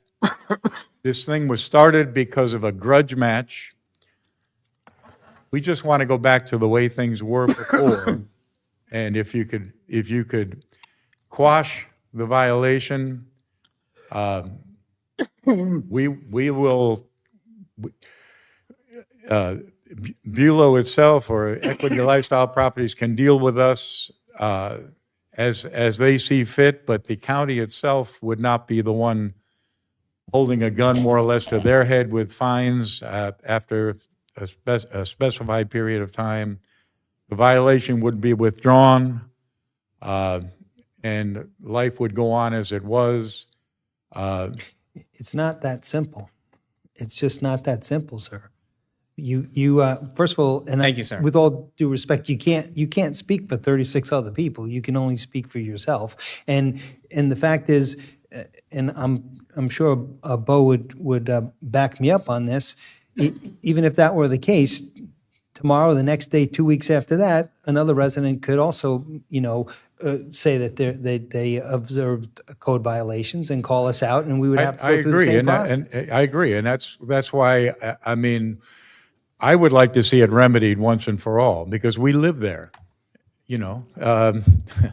We have lives to live, and we want to move on. So you're right. I mean, you can't bury it under the sand.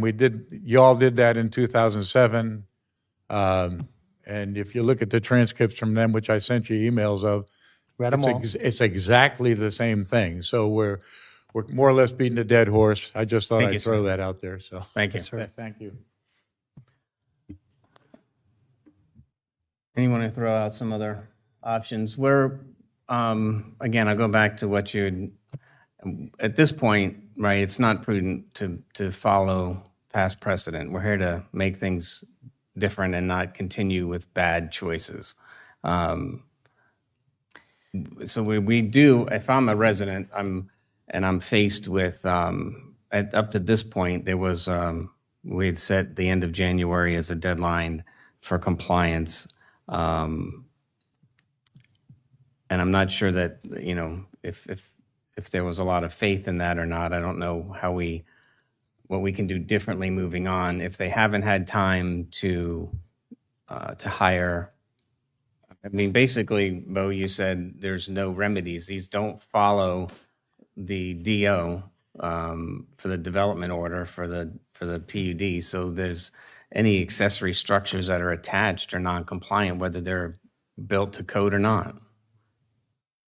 And Mr. Chair, that goes the same for every development order that we have. If we require a second ingress and egress on some of these new projects, things like that, I mean, it's the concept, the legal concept And is the same. even if the owner sold the project that wasn't, the building that wasn't in compliance, So how do we even get around that?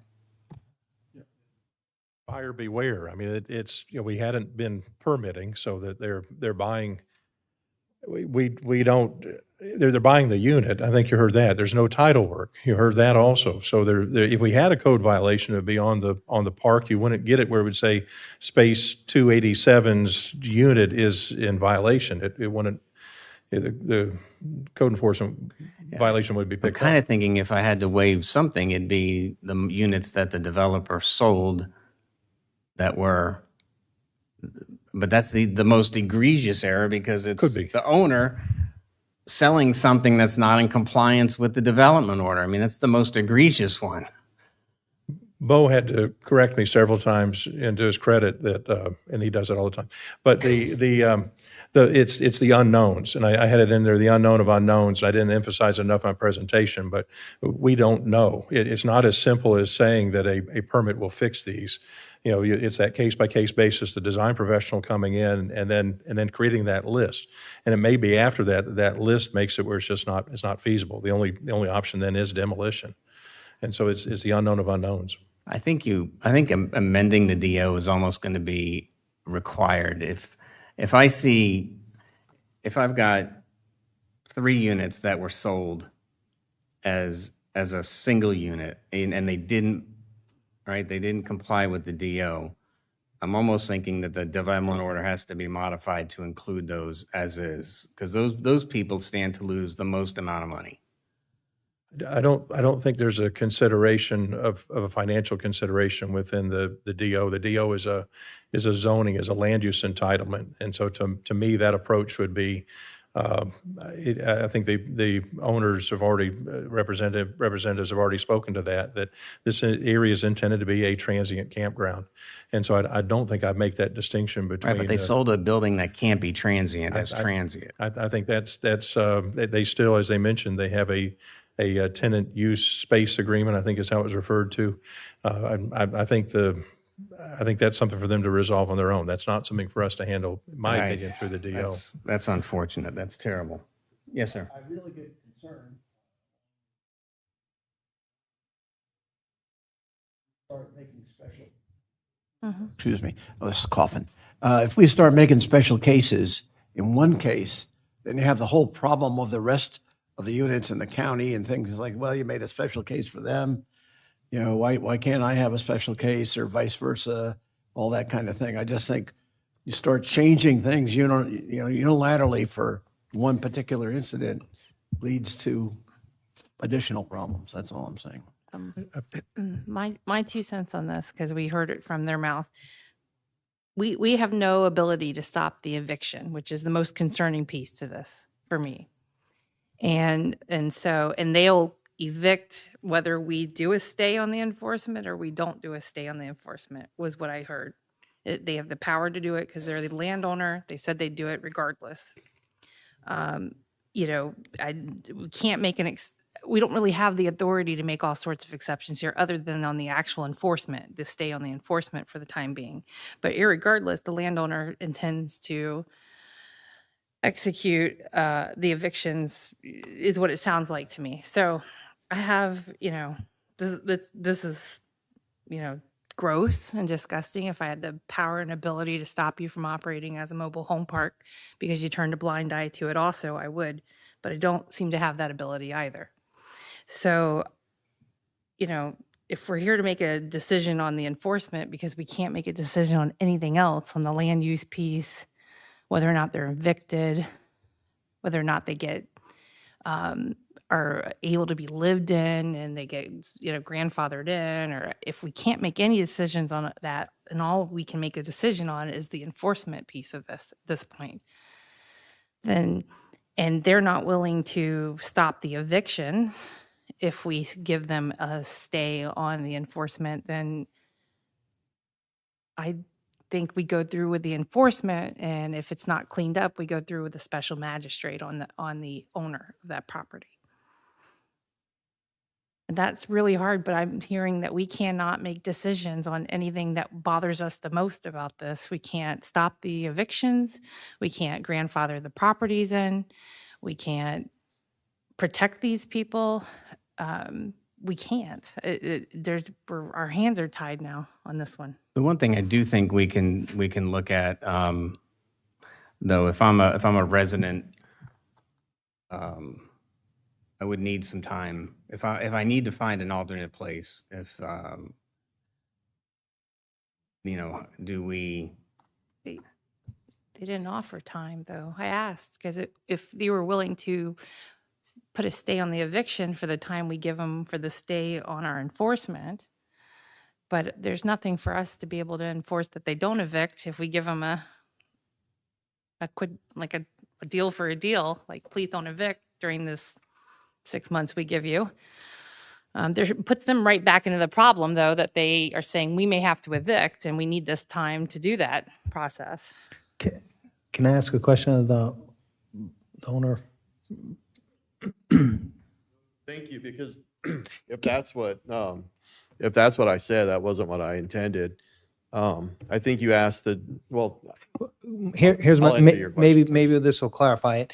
If there's a unit, one of these 36 that is non-compliant, and there's not a willingness on the owner of the unit's part to do something about it, and we gave a year, for example, stay on any enforcement, are you still going to issue a non-renewal of their use agreement? at the end of the moratorium period. Or the end of whatever their current year is?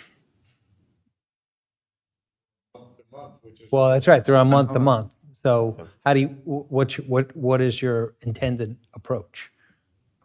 So I just want to make sure that I'm answering the question as I hear it. So there's a moratorium period. I'll just use 6 months. We don't want to use that word moratorium. Okay. Can we use the word stay? A stay. I have a real problem with the word moratorium right now in our county, but I- that's a different issue. I got you.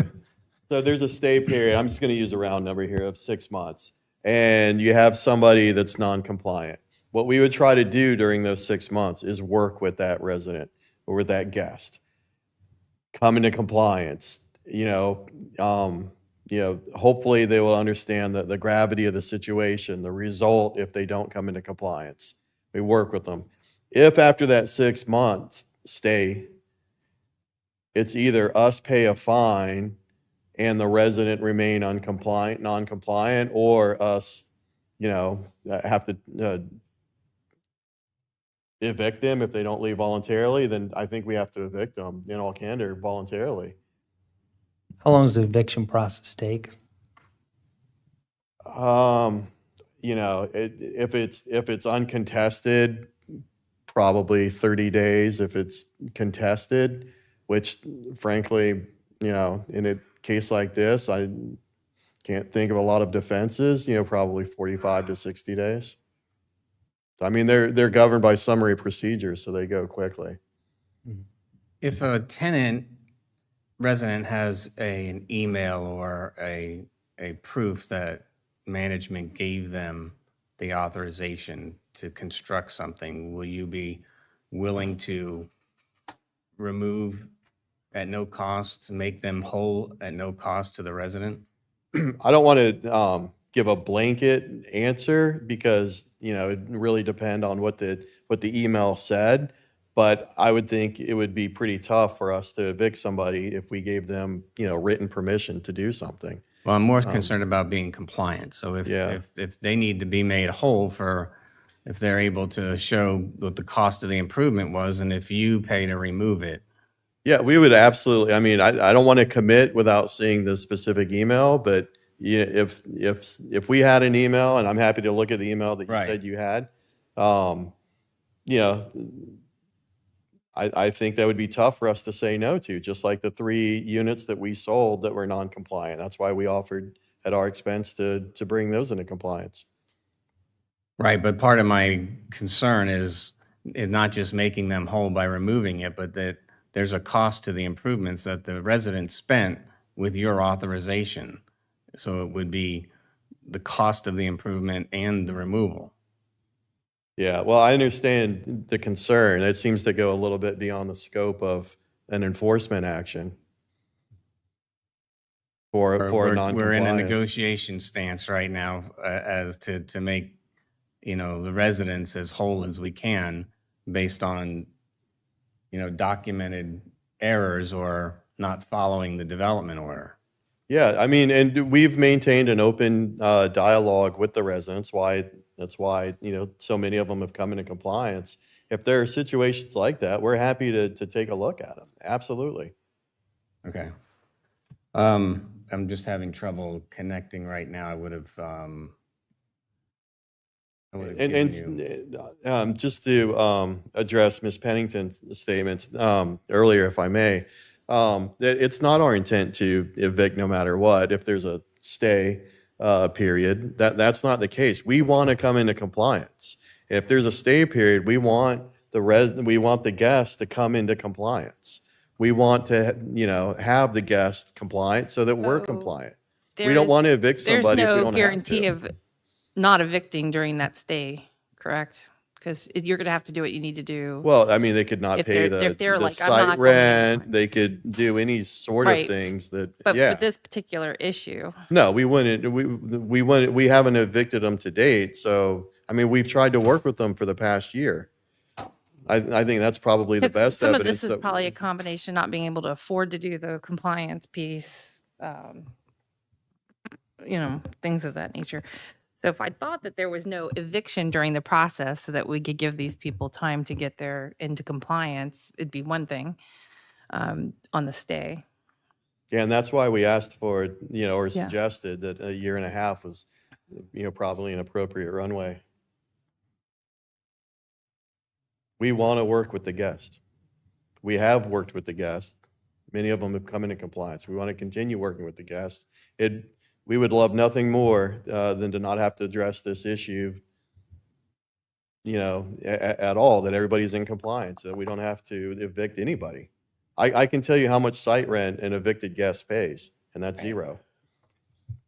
And on a company that relies on rental income for its revenue, that's not really an appetizing prospect. What's appropriate or what is enforceable if the residents are able to prove that they were given permission by the landowner, by the management company that was not in compliance with the development order? So, Well, clearly they would have a claim against the owner.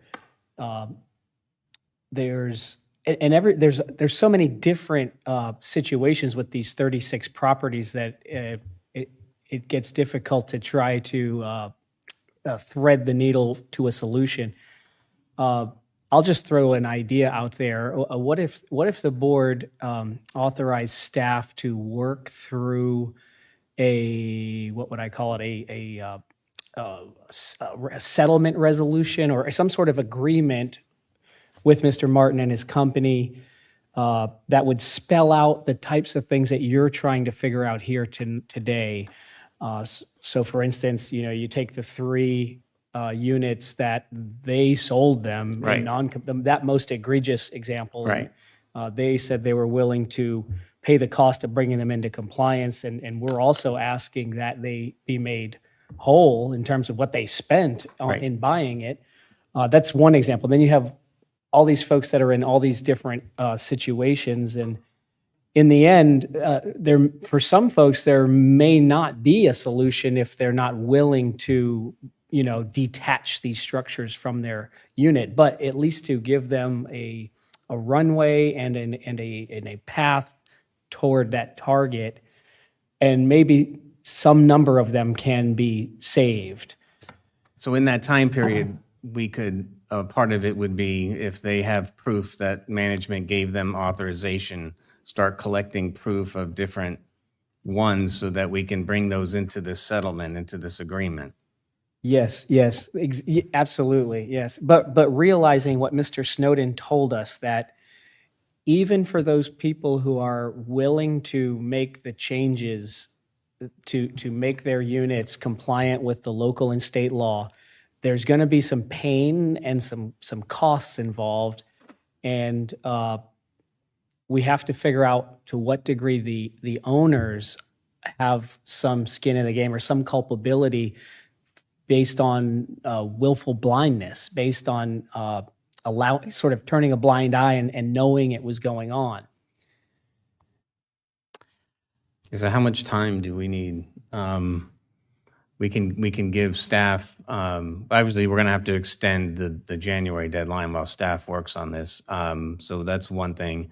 And then, a reasonable time. Do you need a month or 2 months? I would say too, we can talk about the time frame, but I would make sure that part of this is that the stay on enforcement is contingent upon their holding back on the evictions and allowing the month-to-month tenancy to continue.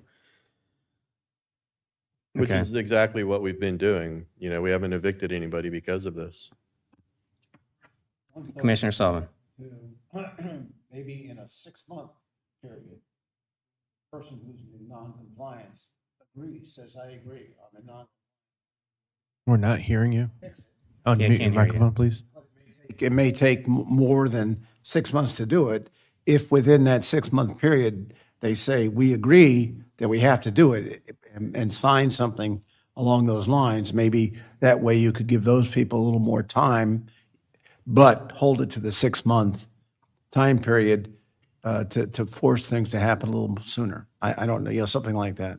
Yeah, and that's one of the reasons why we suggested a year and a half rather than 6 months, knowing that if you tell people 6 months, then a lot of times what you'll get is they'll let you know 5 months and 29 days later that they're willing to do something. But so far, the 3 years, none of it's worked.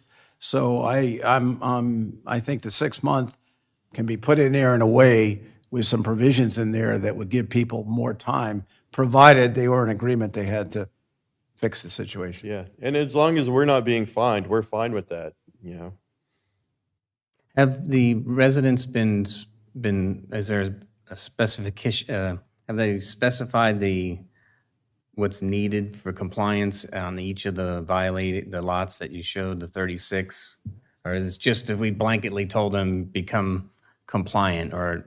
I think that's why if you saw me shake my head no while y'all were discussing this, that I don't see how this is going to work, because, we've done a windshield survey. We've looked and we said, okay, this thing's attached to this thing and this thing doesn't look like it should belong.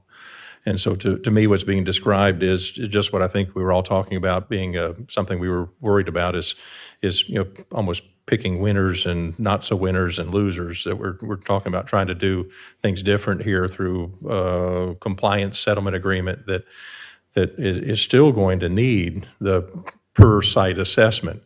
And so a quick short answer to you, Mr. Chairman, is that no, we haven't done that at all. That we can look at the pictures like we did and say the white park model attached to with the attachment needs to have that thing that's attached to it cut, but we don't know what all that's going to entail. And so to me, why I was shaking my head no is we're going to have to do the per space assessment. And to make this work. Removing them could damage. I mean, RVs in and of itself are not, really sound structures. So the attachments that have been made are more than likely going to damage the base structure to a point where they are not going to survive.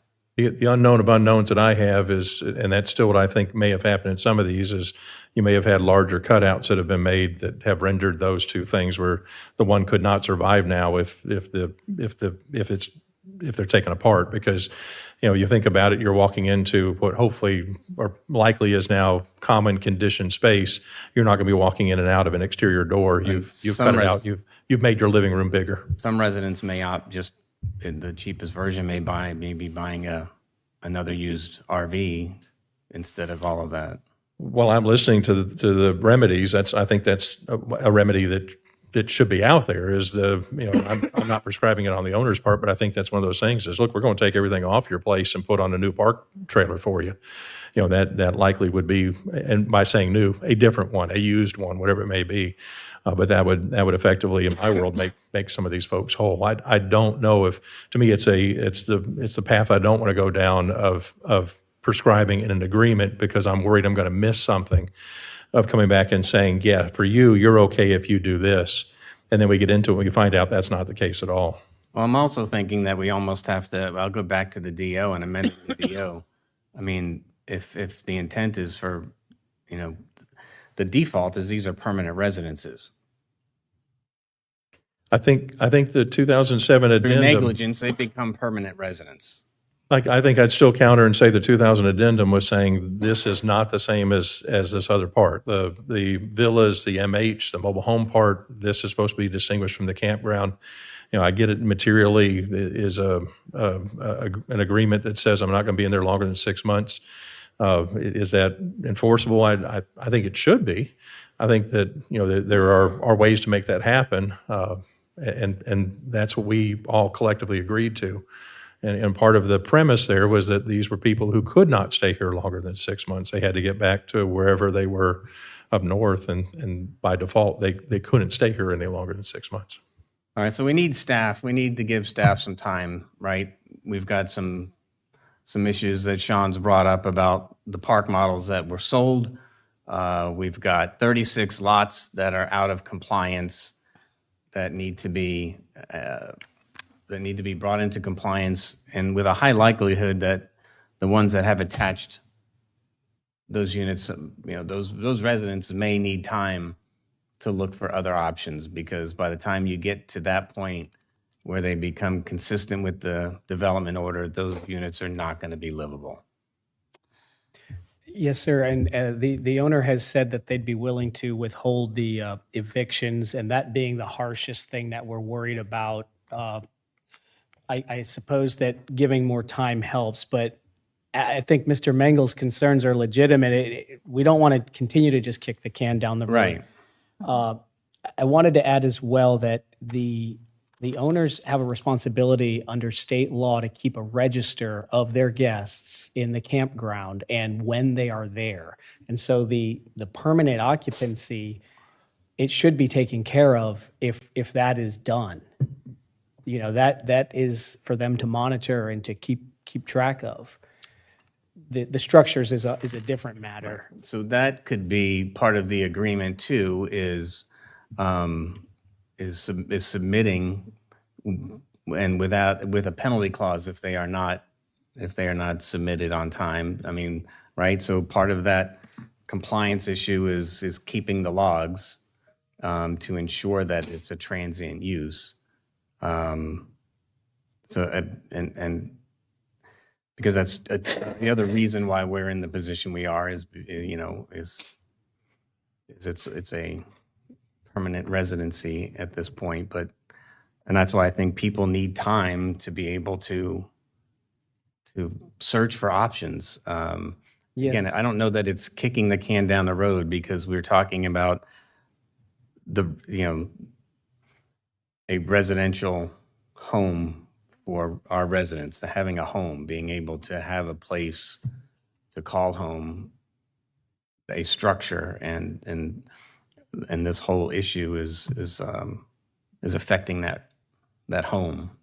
Without the owner's desire to amend the development order, then we are going to be forced to make sure that what's in place now gets enforced. That is, that it becomes transient.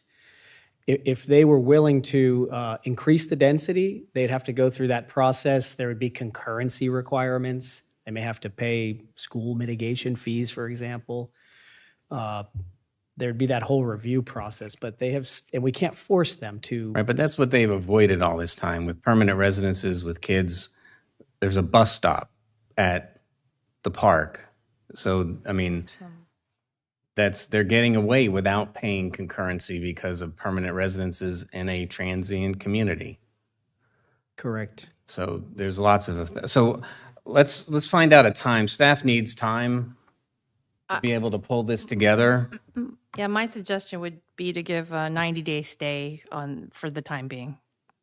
'Cause it sounds like we all have individual issues or thoughts about it, but we can't drag it. I mean, it doesn't much longer. solve an issue other than, it's been helpful to have you here today. It's not been pleasant. So my apologies. It's a very serious issue. I don't know how we can, run that by you even harder than we have, and that these are real life situations that these people are dealing with, and huge investments that they've made, that are going to affect them deeply moving forward.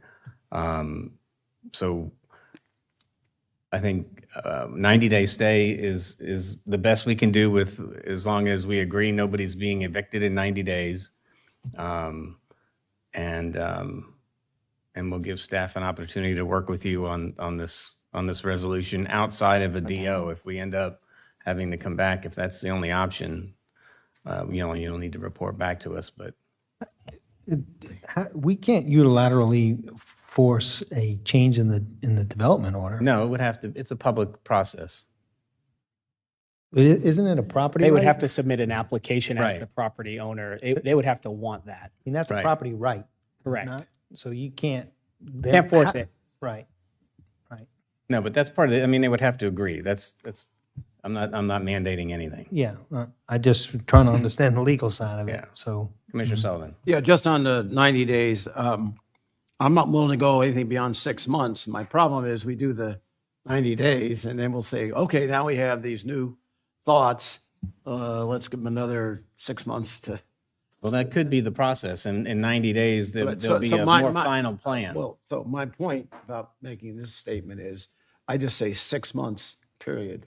Yeah, I would be more inclined to give a longer runway right now for staff and see how things work out on these 36 units. So, give more time for hopefully all the parties to work at it. Again, it's kicking the can down the road no matter how you slice it, but maybe that gives a little bit more, time to. Okay, so 6 months seems Got to it. be consensus. No evictions. Can we get a statement at least to that regard while we work this out? Yeah, we won't evict any of the guests as a result of these non-compliance, non-compliances. okay. For 6 months. If they don't pay their site rent or they engage in some Different. type of conduct that, yeah. Okay. And Did we need, is that Mr. just- Chairman, because the stay until the end of January was done through board action, I think Okay. we should adjourn the workshop, convene our special meeting, and make a motion to Okay. that effect. All right, well, very good. Final comments, you good? All right, so we'll go ahead and adjourn today's, you have a motion to adjourn the meeting? Motion to adjourn? I have a motion and a second? Second. Second. All right, all those in favor, aye? Aye. Okay, so now we'll convene our special meeting of the Flagler County Board of County Commissioners. It is 3:09 PM. And the purpose of this meeting is to follow up on our previous workshop and amend our previous action, which was a deadline of the end of the month for Bulow RV. What was the previous action? Was just It was in- to stay enforcement of Stay the- enforcement, the okay. code enforcement. So we'll bring that back up for discussion.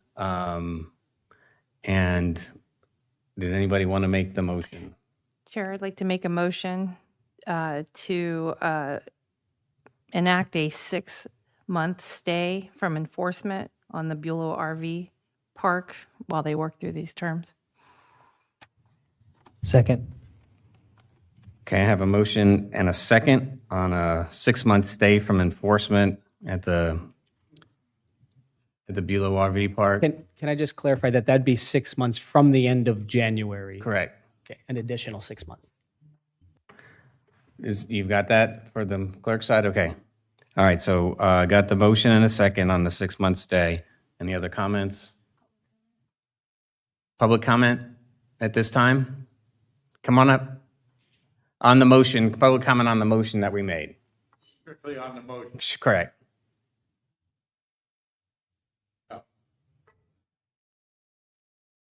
Okay, we've got the motion and the second. Public comment, any other public comment?